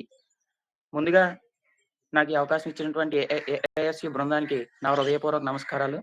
First of all విద్యా వ్యవస్థ ఎలా ఉండాలి అని తెలుసుకునే ముందు విద్య అనేది మనిషికి ఏ విధంగా అవసరం అని తెలుసుకోవాలి. అంటే ప్రస్తుతం రోజుల్లో విద్య ఉంది కానీ మనకి ఎలా చదువుతున్నారంటే ఏదో గుడ్డెద్దులు చేలో పడినట్టు ఎటు వెళ్తున్నారో తెలియట్లేదు, ఏం చేస్తున్నారో తెలియట్లేదు అన్నట్టు చదువుతున్నారు. అసలు ఇప్పుడు విద్యా వ్యవస్థ ఎలా ఉండాలి అని తెలుసుకునే ముందు మనకు విద్య ఎందుకు అవసరం? అజ్ఞానం అనే అంధకారాన్ని పోగొట్టి జ్ఞానం అనే వెలుగుని ప్రసాదించేవాడే గురువు. అలాగే పేదరికం అనే ఒక అట్టడుగు స్థానంలో ఉన్న ప్రజలని వాళ్ళ యొక్క అంధకారాన్ని తొలగించి, అంటే వారి జీవితంలో ఉన్న చీకటిని తొలగించి వారిని ఒక ఉన్నత స్థాయికి చేర్చేదే విద్య. అంటే ఇప్పుడు నరేంద్ర మోదీ గారు ఒక మాట చెప్పారు, విద్య అంటే నరేంద్ర మోదీ గారిని ఒక ఇంటర్వ్యూలో ఒక క్వశ్చన్ అడిగాడు మనం. అంటే ఎలా అంటే, సార్ మీ జీవితంలో ఎడ్యుకేషన్ సిస్టమ్ ఏ విధంగా ప్రభావం చూపించింది అని నరేంద్ర మోదీ గారిని ఒక వ్యక్తి అంటే ఒక ఇంటర్వ్యూ క్వశ్చన్ అడిగితే నరేంద్ర మోదీ గారు చెప్పారు, ఆ టైంలో ఒకవేళ నేను చదువుకుని ఉండకపోతే ప్రస్తుతం ఉన్న రోజుల్లో అంటే ఆ టైంలో నేను ఒకవేళ చదువుకొని ఉండకపోతే ప్రస్తుతం నేను ఏ విధంగా ఉండేవాడిని అంటే ఇప్పుడు ఈ ప్రైమ్ మినిస్టర్ ఆ టైంలో ఒక్కొక్కరు ఒక్కొక్క విధంగా ఉండేవారు. అంటే కొంతమంది దొంగతనం చేసుకుంటూ ఉండేవారు, కొంతమంది తమ యొక్క పరిస్థితులకు అనుగుణంగా వివిధ విభాగాలుగా మారుతూ ఉండేవారు. కాబట్టి ఆ టైంలోని నేను ఒకవేళ చదువుకొని ఉండకపోతే ఆ దొంగతనం చేసేవాడిని చూసి ఎన్ని విద్యలు చదివినప్పటికీ కూటి కొరకే. అంటే మనం ఎంత చదివినా సరే మన యొక్క జానట పొట్ట గురించే. అంటే ఒకవేళ ఆ టైంలో నేను చదువుకొని ఉండకపోతే నేను ఆ దొంగతనం చేసేవాడిని చూసే నేను ఇలా సింపుల్ గా మనీ ఎర్న్ చేయొచ్చేమో అన్న ఉద్దేశంతో అటు సైడ్ వెళ్ళిపోయేవాడినేమో. ఒకవేళ చదువుకోవడం బట్టే ఈ రోజు నేను ఈ స్థాయిలో ఉన్నాను అని నరేంద్ర మోదీ గారు చెప్పడం జరిగింది. ఇప్పుడు విద్యా వ్యవస్థ అంటే ఇప్పుడు నరేంద్ర మోదీ గారు మాట్లాడుతున్నాం అంటే విద్య మనిషి యొక్క జీవితంలో అంత కీలకమైన పాత్ర పోషిస్తుంది. ఇప్పుడు చూసుకున్నట్లయితే విద్యా వ్యవస్థ ఎందుకు అవసరం? ప్రస్తుతం ఉన్న రోజుల్లో భారతదేశం ఫిఫ్త్ కంట్రీ ఇందులోని ఎకనామిక్ పవర్ లో భారతదేశం ఫిఫ్త్ కంట్రీలో ఉంది. భారతదేశం ఇలా డెవలప్ అవడానికి కారణం భారతదేశంలో తరుణ్ కుమార్, ఓకే మేడం, చెప్పండి మేడం. జస్ట్ ఒక ప్లేస్ లో కూర్చొని చెప్పండి, అలా తిరిగి కాదు. Okay just madam, SIT in a place, ఒక 2 stay minutes still. Madam, okay. 2 minutes madam.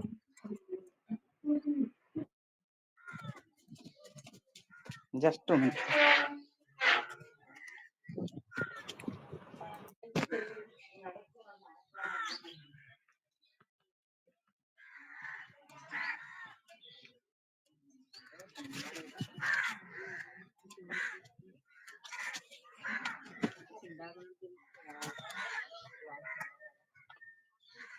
Okay madam. Okay, now you can continue. First నుంచి కంటిన్యూ చేయాలి మేడం, లేకపోతే ఇప్పటి నుంచే కంటిన్యూ చేసి? ఇప్పుడు నుంచి కంటిన్యూ చేసేయండి, నో ప్రాబ్లం. Okay madam. అంటే ఇప్పుడు విద్యా వ్యవస్థ ఎలా ఉండాలో మనం డిస్కస్ చేసుకుంటున్నాం కదా మేడం. అంటే ఇప్పుడు విద్యా వ్యవస్థ ఎలా ఉండాలంటే ప్రస్తుతం ఉన్న రోజుల్లో విద్య ఎలా ఉందంటే ఒక మనిషి తను 10th క్లాస్ అంటే ఏపీజే అబ్దుల్ కలాం గారు ఒక మాట చెప్పారు మేడం, ముందు అది చెప్పుకుందాం. ఏపీజే అబ్దుల్ కలాం గారు ఏం చెప్పారంటే విద్యా వ్యవస్థ ఎలా ఉండాలంటే మనిషి తను చదువుకునేటప్పుడు ఎలా అంటే ఇప్పుడు 10th క్లాస్ అయింది, పాస్ అవుట్ అవుతున్నాడు. ఆ మనిషి పాస్ అవుట్ అయినప్పుడు అతనికి ఆ 10th class pass out certificate తో పాటు ఒక స్కిల్ సర్టిఫికేట్ ఉండాలి అని చెప్పాడు అబ్దుల్ కలాం గారు. అంటే ఇది చాలా గొప్ప ఆలోచన. ఒక స్కిల్ సర్టిఫికేట్ ఉండడం ద్వారా ఆ మనిషి ప్రస్తుతం ఉన్న రోజుల్లో ఎలా చదువుతున్నారంటే విద్యార్థులు ఒక క్వశ్చన్ చదువుతున్నారు, దాన్ని బట్టి పడేస్తున్నారు, దాన్ని బట్టి యాజ్ ఇట్ ఈజ్ గా క్వశ్చన్ పేపర్ లో రాసేస్తున్నారు, మార్క్స్ సాధించేస్తున్నారు. Marks are not important in education, ethics are more important in education అని మనకు అబ్దుల్ కలాం గారు చెప్పడం జరిగింది. ఇప్పుడు విద్యా వ్యవస్థ ఎలా ఉండాలంటే మనం చూసుకుంటున్నాం ఆల్రెడీ ప్రస్తుతం ఉన్న రోజుల్లోని విద్యావేత్త అంటే సమాజంలో ఎలా నివసించాలో తెలియాలి, అంటే సమాజంలో పరిస్థితులకు అనుగుణంగా ఎలా బ్రతకాలో తెలియాలి. అలాగే ప్రతి మనిషి తన యొక్క జ్ఞానాన్ని అంటే ప్రతి మనిషికి జిజ్ఞాస అంటే తెలుసుకోవాలని కోరిక కలిగి ఉండాలి. అలా ఉన్నప్పుడే మనిషి తన యొక్క జ్ఞానాన్ని పెంపొందించుకోగలడు, దేశ అభివృద్ధికి తోడ్పడగలడు అని నేను చెప్పడానికి చెప్తున్నాను.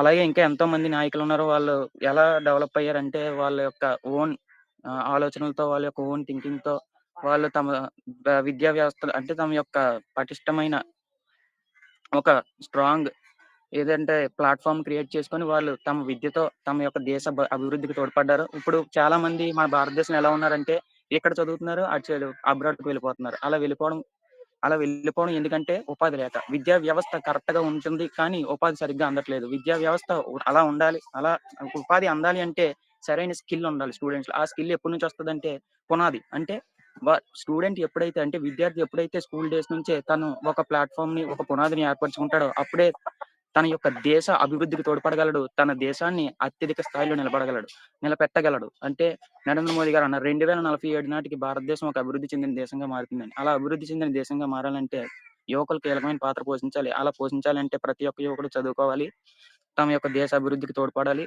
ఫైనల్లీ నేను చెప్పదలుచుకుంది ఏంటంటే learning gives creativity leads to thinking provides knowledge and knowledge makes you great. అంటే these all are come from education only. Okay, thank you madam. Thank you, Tarun. Okay madam. And the next is Yamini. I repeat, Yamini. Yes, ma'am. Am I audible, ma'am? Yeah. Introduce yourself and continue with your topic. Okay, ma'am. Good evening, everyone. I am Yamini and I am from Velagapudi Ramakrishna Siddhartha Engineering College, Vijayawada. In this elocution, I have chosen the topic, how did India become nuclear power? So, getting into the topic, India's journey to becoming a nuclear power is a layered story with historical and geopolitical and technological dimensions. So here I would like to mention some of the key milestones that lead India to become a nuclear power. So in the early 1940s Yeah, to 1950s. please stop for a second. Okay, sir. Is something below your phone? No, sir. Please, can you rotate your camera? Yes, sir. Please show the backward one also. Backward.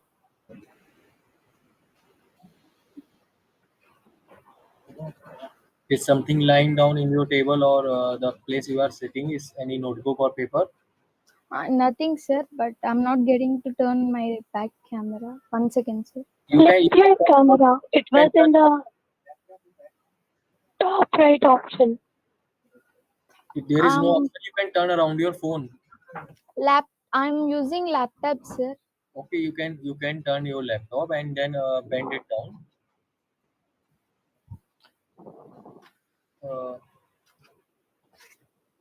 Here it is, sir. Okay, continue. Okay, sir. Please look in your camera only. Okay, sir.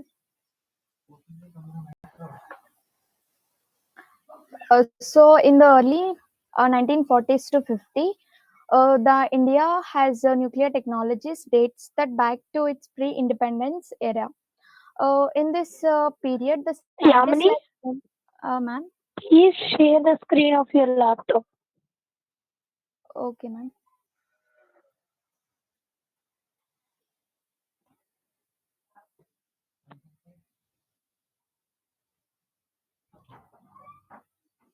Ma'am, are you getting my screen?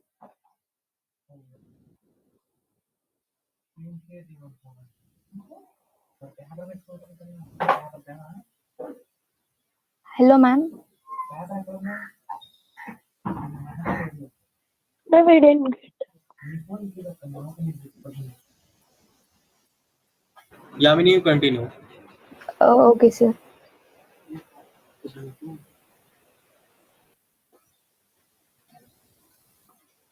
So in the 1940s, India in nuclear technology dates get back to its pre-independence era, and in 1960 the Sino-Indian War has been developed, and in 1978 India has conducted a first nuclear test on May 18, 1978, which is called the Smiling Buddha, and it is also called as Pokhran 1.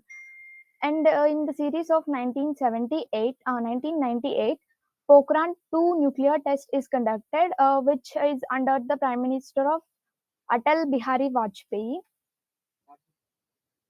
So I want to conclude this by doing this all the nuclear power, scientific brilliance, and diplomatic mastery. It stands a guiding light not for the nation but for the world. It illustrates how a nation can traverse the treacherous path of nuclear capability with a vision that extends beyond the power or not even the nation all over the world. So, thank you.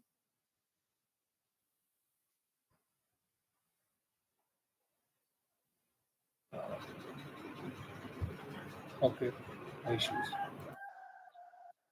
Okay, Yamini, thank you. Next is Ganesh. I repeat, Ganesh.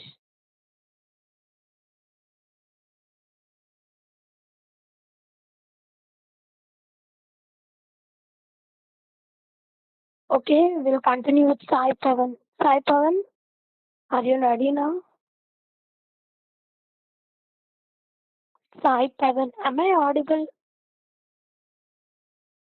Yes, you are audible, Jyotika. Yeah, no one is responding.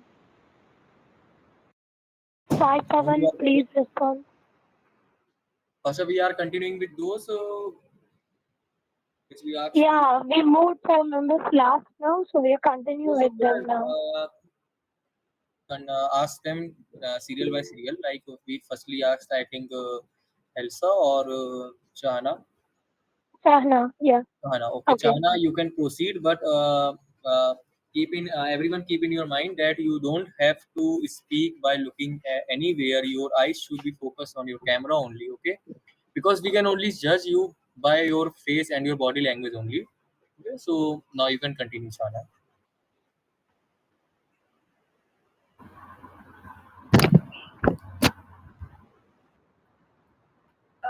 Sir, is my position okay or should I change? Yeah, it's okay. You can continue. So, good evening, respected teachers. First of all, I would like to thank all the organizers, and I'm really honored to get this opportunity to address such a distinguished audience. So, the topic that I've chosen today to speak about is how an education system should be. So, getting into the topic, we often hear on news channels that there is a drastic increase in the unemployment rate in India, despite of many injuries having fancy degrees on their hands, and yet they fail to land on a good job. The reason behind this is our education system. So coming into what education is a process of acquiring knowledge, skills, values, and beliefs. So, in the age of innovation, globalization, and ever evolving challenges, the role of education plays a major role nowadays. Um, so, education is not about dumping facts and figures, what is there in textbook, into our minds. In my point of view, ma'am, is my connection Chana, okay? you continue. You continue. It was just a general information for others also. Okay. Uh, Education is, in my point of view, education is all about igniting flames of curiosity, nurturing creativity, fostering critical thinking, and empowering individuals to be active and be a responsible citizen. So, our Indian education system is regarded as one of the oldest forms of Indian education system. So, despite of being the oldest forms of education system, it's not the best out of all. Our Indian lack of reforms and improvements made our Indian education system ineffective and annoying. So, from the beginning, our Indian education system mainly focuses on reading what is there in textbooks, writing the exams, and getting good grades. Uh, but in my point of view, reading what is there in textbooks and getting good grades improves the writing and reading capabilities of students, but it does not teach the students the skills that are required to survive in this world. Survive in this world. So, of course, the education and the knowledge that we get from reading different textbooks and or books is unmatched, and I totally agree with that. But our Indian education system mainly focuses on theoretical knowledge. Uh, but a student is lacking how to apply this theoretical knowledge practically outside the world, and this is the major lacking point of Indian education system. uh, a teacher should be well trained to make a student learn how to apply this theoretical knowledge practically outside the world. So how should an Indian education system should be? So the first point is the Indian education system should be inclusive. India education is a fundamental human right, and every student, regardless of their background, should have access to quality education. And the second one, our Indian education system should be flexible and adaptable. We all know that our world is running at an unprecedented pace. Uh, our Indian education system should be in a way that it evolves students to invoke the skills that satisfy the demands of 21st century.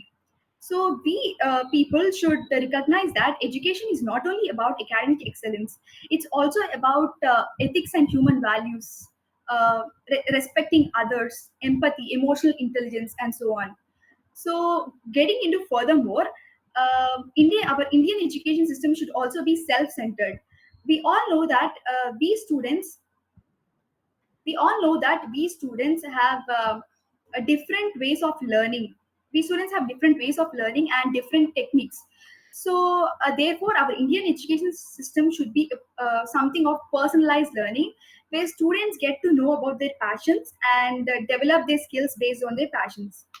So, as we embark on this exploration day, let us remember that the power to shape our Indian education system lies not only in the hands of educators or policymakers, it lies also in the hands of social well-being.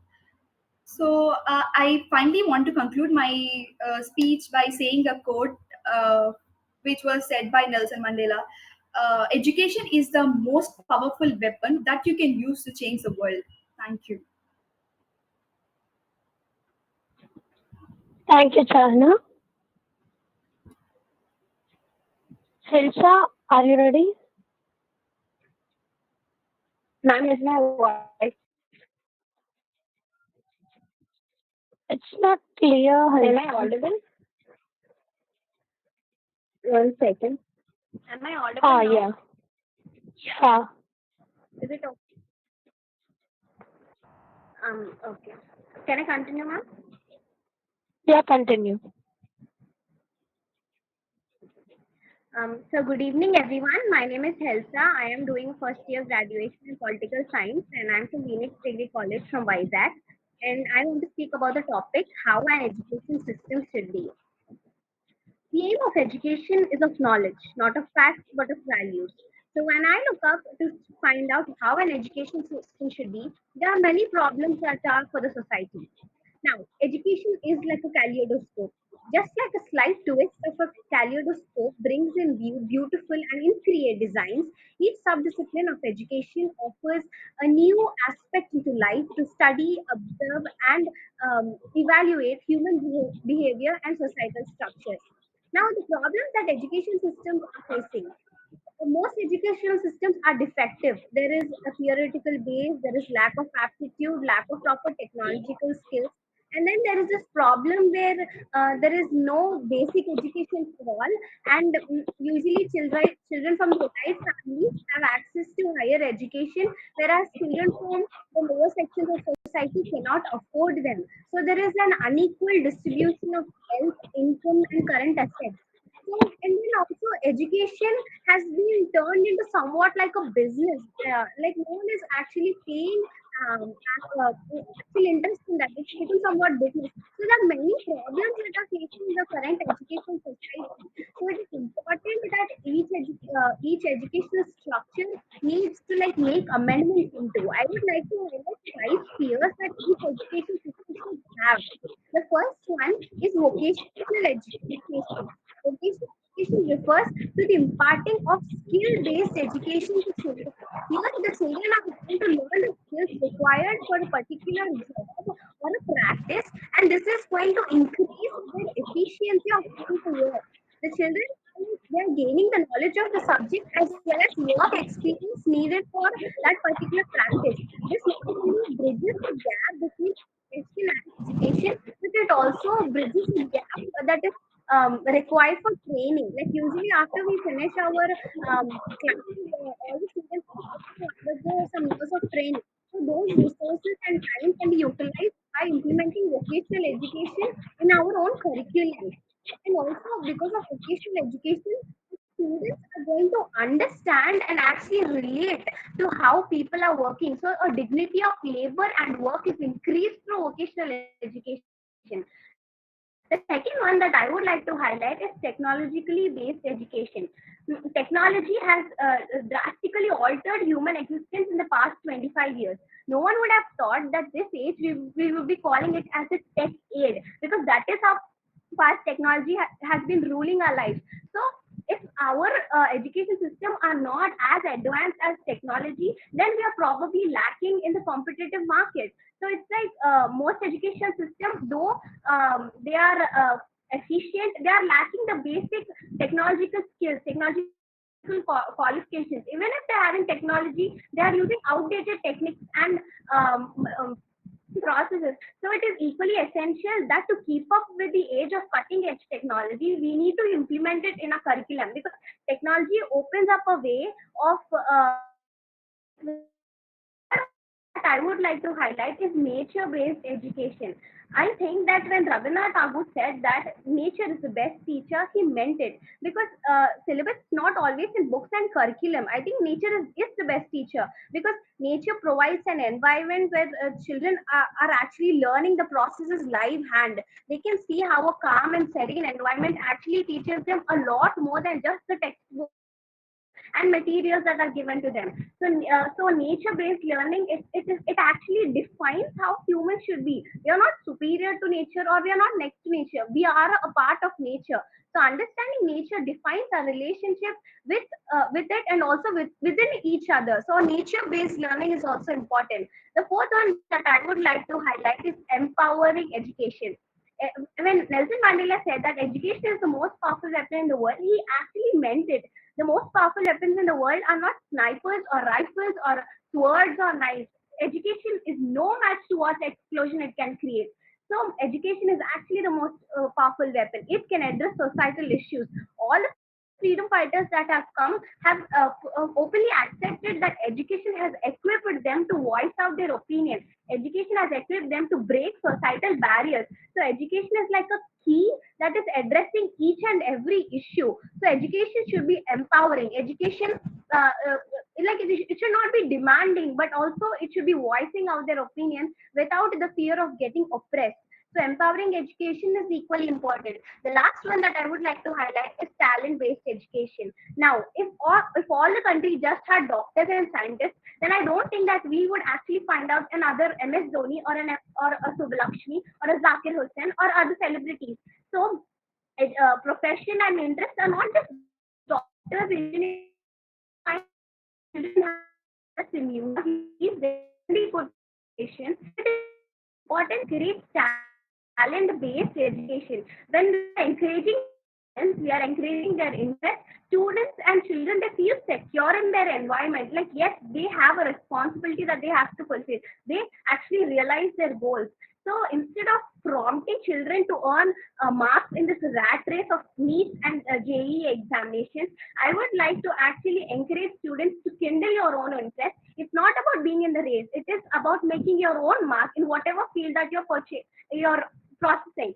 So it's like all five spheres of education is equally important, and every education system should make sure that it is actually excelling in each of these spheres.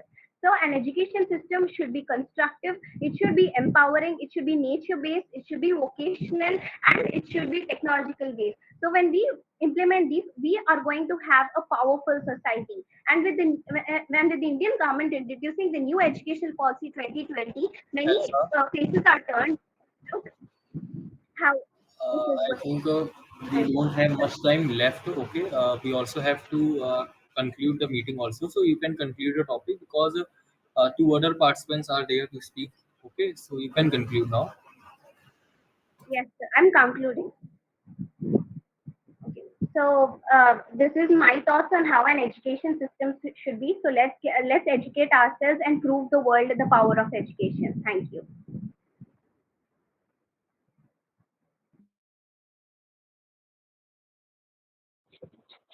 Thank you, Hansa.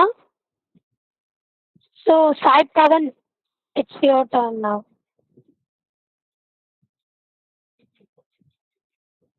Once again, Sai Pavan, are you there? Yeah. Yes, ma'am. Yes. So, good evening, ma'am, and good evening, sir.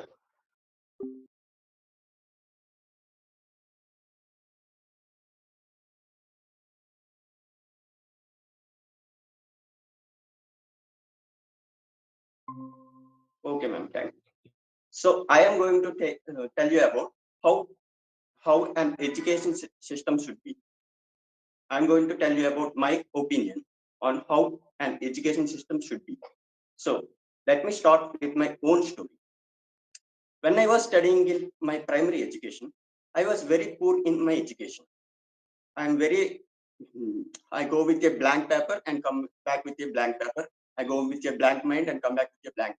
So this is how my primary education was happened. So when I get into 10th class, my education was become rapidly increased. That is, I become very good at education. So this is because my surroundings become very friendly and encouraged me to study well. But due to some reasons, I didn't score well in my 10th class. Here, what I'm saying is, education system, today's education system is making us competitive with other people. Ma'am, can I tell in Telugu?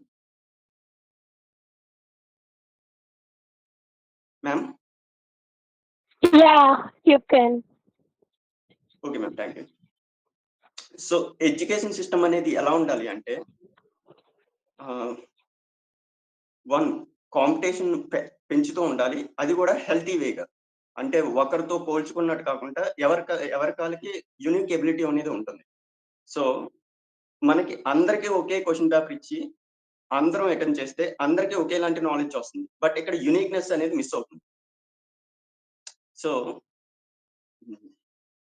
I don't think Indian education system is wrong in any way, because most of the CEOs in the globe are ruling over the globe, who are studied in our India, like Sundar Pichai, Sachin Andala, all the people are came from India and ruling our globe, because all our people are studied in India. Obviously, maybe all the people are studied in India, but అందరూ కూడా global rule చేస్తున్నారు. So Indian education లో maximum ఎటువంటి faults లేవు, but the people, education system ని చూసే people కి మాత్రం చాలా ఫాల్ట్స్ ఉన్నాయి. ఎలా అంటే, ఫర్ ఎగ్జాంపుల్, ఒక స్కిల్ ఒక క్వశ్చన్ నేర్చుకొని అది డైరెక్ట్ గా వెళ్ళి ఎగ్జామ్ లో రాస్తారు తప్ప దాని నుంచి వచ్చే స్కిల్ ని చూడరు. ఫర్ ఎగ్జాంపుల్, ఒక మెకానికల్ స్టూడెంట్ ఉన్నాడు అనుకోండి, వాడు బండి తడుపుతున్నాడు, సడన్ గా ఎక్కడికైనా వెళ్తున్నప్పుడు బండి సడన్ గా ఆగిపోయింది. ఆ మెకానికల్ స్టూడెంట్ ఆ బండిని రిపేర్ చేసుకోగలిగితేనే తన ఎడ్యుకేషన్ తనకు యూజ్ అయినట్టు.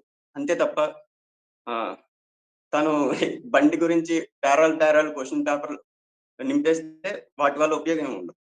సో ఎడ్యుకేషన్ సిస్టమ్ అనేది ఎలా ఉండాలంటే, ఎవరికి వాళ్ళకి యూజ్ అయ్యేటట్టు ఉండాలి. ఎవరిలో ఇండివిజువల్స్ కి వాళ్ళలో ఉన్న యూనిక్నెస్ ని బయటకు తీసుకొచ్చేలా ఉండాలి. That is how an education system should B. So ideal system ఎప్పుడు ఒక గ్రూప్ ఆఫ్ పీపుల్ ని తీసుకుంటే అందరికీ ఒకేలాంటి ఎడ్యుకేషన్ ఇచ్చినప్పుడు వచ్చే అవుట్పుట్ అందరికీ ఒకేలాంటిది ఉంటుంది. So all the people getting same output and same skills. This is no, it has no use, because అందరికీ ఒకేలాంటి టాలెంట్స్ అన్ని ఒకేలాంటివి ఉంటే ఎవరికి ఉపయోగం ఉండదు. ఒక్కొక్కరికి యూనిక్ గా టాలెంట్స్ ఉండాలి. So that's how an education system should. Thank you.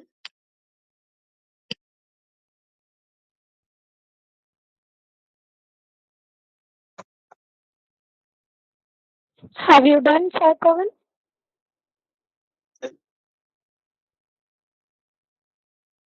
Okay. Nida Ahmed. Once again, Nida Ma'am, Ahmed. ma'am, am I audible now? Yeah. Is my video clear, ma'am? Yeah. Sorry for the inconvenience happened. Good afternoon, judges and all participants. I am Mohammad Nida Ahmed, studying second year Artificial Intelligence and Data Science in VR Siddhartha Engineering College, Vijayawada. I am sitting in front of you to delve into the topic of how Indian education system should be. This is a topic which equally impact all of us. So before exploring the perplexities of this particular topic, let me explain you why I chose this particular one. Why I chose this topic, the reason behind this is, for me, education is not just a process. It's a learning mechanism. It's a constructive mechanism. It is like a key which enables us to unlock the opportunities. It enables individuals to reshape their future, to write their own destinies. Education is something which erases the differences between any gender, any age group, and any backgrounds. So education is a theme on which societies are built, and it acts as a fuel of which propels any nation to for growth. So now let's get into the topic and explain this. Let's continue this topic by considering some real-time examples which have been unfolded and are going to continue to unfold in India's educational landscape. One of the main challenges we have all witnessed during the pandemic is online dividing culture. So COVID-19 forced us to accept the digital learning mechanism. Though many of us students happily accepted it, adapted to it because of its fun learning mechanism, because of the stress-free online exams, the many leftovers from especially from rural areas due to lack of resources, due to lack of internet, Ethernet connections, etc., have left behind in the race of this competition. This particular challenge underscores the necessity of inclusiveness in educational system. It means that education should be equally available to each and every individual. The second main point which equally grabs our attention is the amount of stress that have been implemented on our students mental health. So when we focus on real time incidents such as recently, because of many competitive exams like JEE, NEET, etc., many students are going through heartbreaks, depressions. They are deciding to take their own lives, which is really heartbreaking. It is like an attention call for each and everyone, for each and every nation's education system to transform from rigid exam oriented approach towards a method which helps which fosters holistic development, which enables creativity and mental well-being of student. So furthermost, and the we all know what is the role played by any teacher in an educational system. But in India, due to shortage of teachers or the disparities of teacher quality in varying regions, it is being a major issue to deal with. So what we have to do is we have to attract many efficient and skilled teachers, skilled educators with continuous professional development, and encourage them to support us, the students, uh, through which we can reform the future. It is in our hands to reform the future. The main aim of the teachers is to teach how to reform this, how to reform this educational system, how to encourage us, how to make our contribution toward the growth of any nation, growth of our nation. So at last, the main problem being faced is the necessity of value-based education system is being increasingly evident. Recently, we have witnessed many unskilled, unethical, unethical practices and academic, uh, what we can say, academic unethical practices such as cheating in exams, etc. We have all witnessed in the news, etc. So, what education system, how education system should be is it have to implement moral values in the students and have to uh, make a student effective, professional, ethical, so that he can contribute into the growth of any nation. So, in conclusion, the quest of our uh, discussion how the education system should be is merely theoretical. It should be practical and moral. It should be like a wake up call to each individual student, teacher, society, everyone to come together and reshape the future of education. In conclusion, an ideal education system should be inclusive, technologically developed, must contain skilled teachers, skilled educators. It has to foster holistic development of students' critical thinking, students' creativity. It has to develop. It has to be equally accessible to each and every individual by by uh, by focusing on these issues and by withdrawing the conclusions from real time incidents, we can make an ideal education system which is more inclusive, which is more value based, which can make the youth conquer the future. Thank you.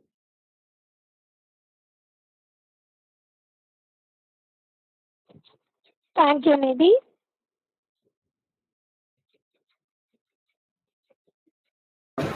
Guys, we will be having a 2 minute session. Okay, so just wait for I think 1 minute only. Then we will speak with you.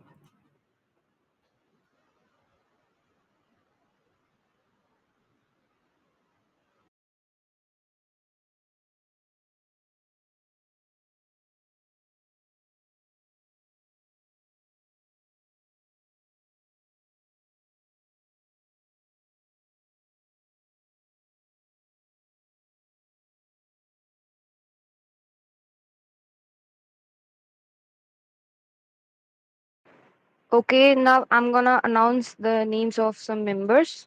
Please listen to them carefully. Navyashri, Aishwarya Rao, Akshita, Karima, Sri Lakshmi, Tirupati Rao, Charvi, and Chana Monica. Okay, thank you, Indu. These are the names who are scoring our like in our list. Okay. Now, Jyotika, am I audible? Can you hear me? Yeah, Should we announce the winner? not now, Aryan. Let me know. Okay, right. Uh, is Ashwarya Roy present here? Yes. Please turn on your video. Wait for a second.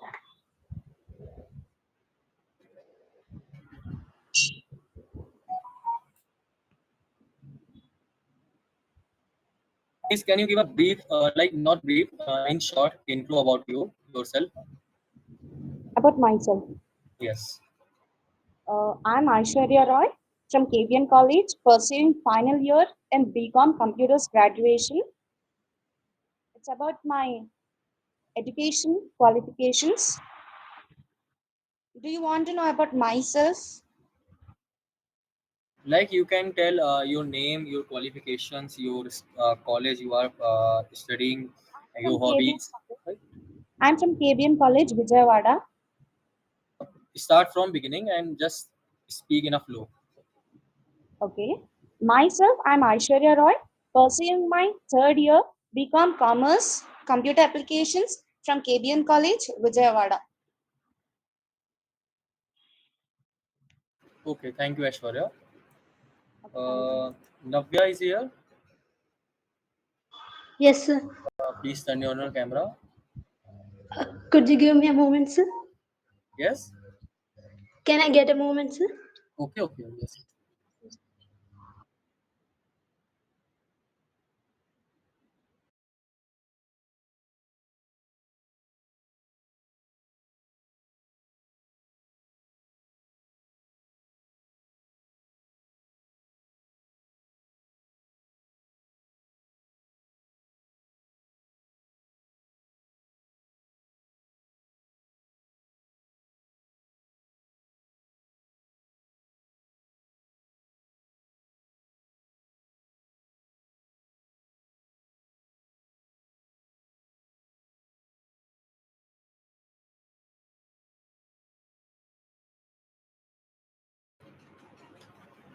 Navya. Uh, We will call next. okay, we will call like who is the next one? Akshita is here. Yes. Please turn on your camera and give a short intro about yourself, like Aishwarya gave. Hi everyone, I'm Akshita, studying second year Computer Science and Engineering in Velagapudi Ramakrishna Siddhartha Engineering College, Vijayawada. And my hobbies are I like to read books and watch movies. I mostly read fiction and non-fiction novels. And in my free time, I like to learn new skills. That's it. Thank you. Okay, you can turn on off your camera. Next, Navya, are you ready? Yes, sir. Okay, you turn on your camera and speak. Good evening, sir. Myself, I am Navyasri Godepalli from Government Degree College, Srikakulam, and have recently graduated from my BSc Biotechnology from the Government Degree College. And my hobbies are reading books and a little bit of programming. Yes, sir. That's it. Okay, you can turn off your camera. Sri Lakshmi is Thank here. Yes, sir. Okay, please turn on your camera and give an intro. Good evening, everyone. Myself, Sri Lakshmi Udumla, and I am studying Artificial Intelligence and Machine Learning in Velagapudi Ramakrishna Siddhartha Engineering College. And my hobbies are listening to Mahabharat and turning the message from into an animation. And that's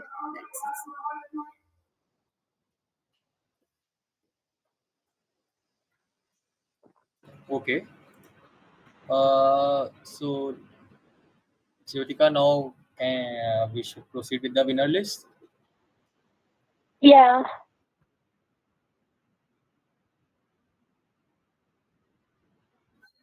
All the members once turn on your cameras. Okay. So, yes. All the members once turn on your cameras and then proceed to winners. All the members, please turn on your cameras.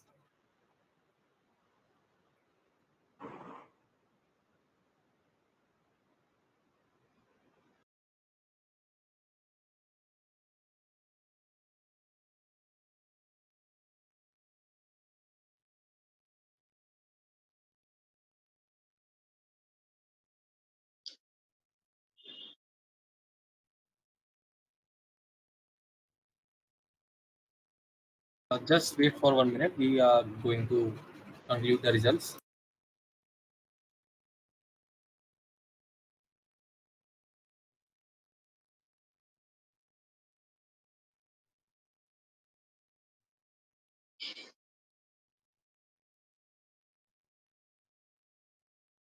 Okay. So our second runner-up, that is who has placed in the third rank, is Akshita. So congratulations to you. Our first runner-up, who has placed in the second rank, is Navya. Congratulations. And our winner for this competition is any guesses to anyone? Like from your side, who performed, who spoke well, whom you think you who spoke well? You can take names of yourself also, or you if you think that anyone spoke well than yours, you can say. You can say. Any guesses? Arun Kumar. Yes.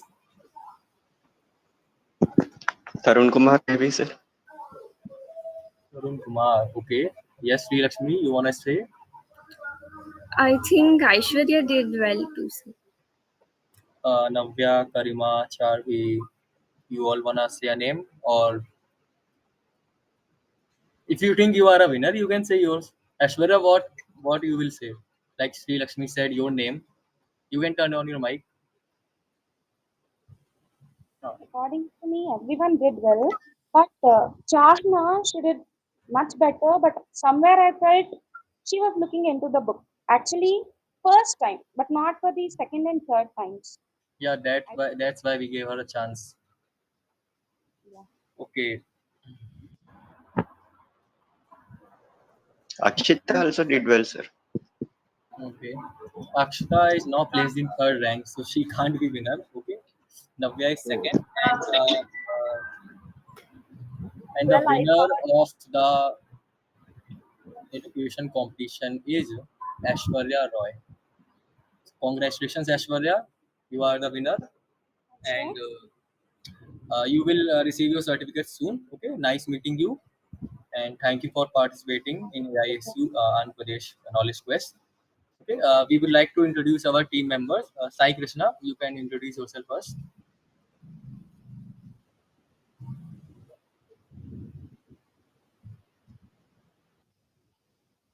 Sai, your mic is off. Sai, your mic is off. Yeah, tell me now. Yeah, this is Sai Krishna, the state president of All India Students Union, as well as the national vice president. And Jyotika Mahakalyani introduce about remaining who are in the meeting and about you. Okay. Jyotika, you. Yeah. So, hi everyone. This is Jyotika, and I'm the coordinator of Srikakulam district as well as the in charge of this event. So, you have did very well, everyone, and hoping all the best for your better future. And congratulations to all the winners. And to everyone, you are already the winner. Thank you. Hindu. Okay. Good afternoon to everyone. This is Marwada Indruja, General Secretary of Srikakulam. So I would like to congratulate the winners first. Heartfelt congratulations to the winners and to the participants also. You have did a great job. I congratulate you people to their further future. Thank you.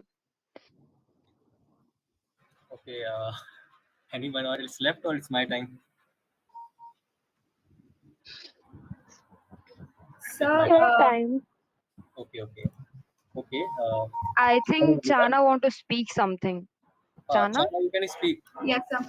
Yeah, sir. If for the first, if I said looking into the book, for the second and third time, I wouldn't have said it this fluently without looking at anything. So I just want to confirm that I did not look at anything. I've just told it orally. See, Chana, your scores, like we gave you a score and we kept you in the list who scored 8 plus. Okay. Uh, why we kept in the list? If we have thought that you are cheating, then we wouldn't have it kept in the list of those 8 plus. Okay, right? But Yes, sir. we took the scores of you from your second chance only. That's why we gave a second chance, because I was also not so 100% confirmed that whether you are looking or not. But your camera was placed in such a position that easily anyone can say that you might be looking in a book or paper. Okay. Okay, like participants also said, so it was there. But in this second chance, you spoke well, but because of some your gestures or your having a pause in your while you are speaking, it created a pause. Like Ashwarya spoke, I think she didn't cause any lag or any pause in her while she was speaking. Okay, she was maintaining her body language, gesture, and also she was expressing her views with a full expressions. But she was speaking, it was not looking that she is mugged up and just she's speaking I saw two members were there who like spoke that they have mugged up and come and now just they are releasing it. That's what's in their mind. Okay, so no, you did a nice. Okay, that's why we gave you second chance. Whether you have seen also, we dismissed one person. We didn't dismiss you. Okay, so heartful congratulations to everyone. And this is Arun Gupta, National Organizing Secretary of AISU. Okay, and I am from Kanpur, Uttar Pradesh. Basically, now I am living in Noida and pursuing BTech CSE second year. Okay, so nice to meeting you all, and heartful congratulations to the winner and the first runner-up and second runner-up. Okay. It was a nice meeting, and we will give a feedback form soon, so you can tell how this competition was. And I hope you all should have also enjoyed. So, like, I want everyone should turn on their camera. We are going to have a photo for that uh, for a post. Okay. I request all the IC members. Aryan bro will speak. Already it is in, the meeting is in recording by default. Okay. Yeah, all the elocutions data will be kept in YouTube singly, personal wise. Okay, no issues, no issues. Okay. Yeah. So, at last, congratulations to Ashwarya, Navya, and Akshita. You spoke very well, and others also spoke well, but at some place you lacked. So now we can conclude, Sai Krishna. Yes, you can. Okay. Aryan, there is an announcement about the competitions which are going to be Yeah, wait held one minute. twice a year. Okay. So to the early participants who are here, I am informing that we are keeping these kind of competitions twice a year. So one will be in the March and one will be in the October. So this is to inform everyone to know. And thank you so much for participating. And you all did a very good job. Thank you.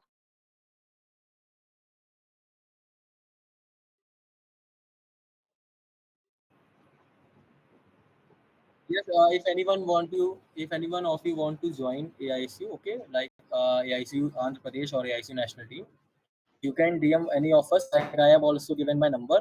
I think you all can also give your numbers, other state numbers. Okay, you can see the chat. You can directly message us, but don't spam. Okay, we are also busy in our schedule. Okay.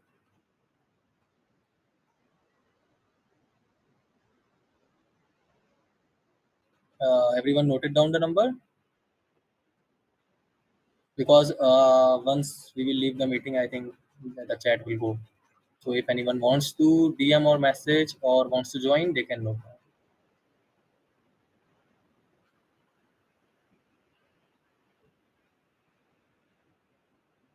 And I will also heartfully congratulate, and I am very thankful to all the AISU Andhra Pradesh state members, Sai Krishna, Indu, Jyotika, for conducting this super cool event.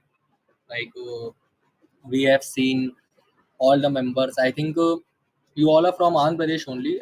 One, two, I found that they were from Andhra Pradesh. So it was a nice meeting you, because sitting in North, I am able to connect with the South people and Andhra Pradesh people. It's a best thing for me. So congratulations, Sai Krishna, Jyotika, Indu, for a successful event. Okay, Thank you guys, so much. we are concluding the meet. Okay, so good, Thank you, Aryan. goodbye, everyone. Okay. Bye, everyone. Goodbye. And Satvik, conclude the meeting.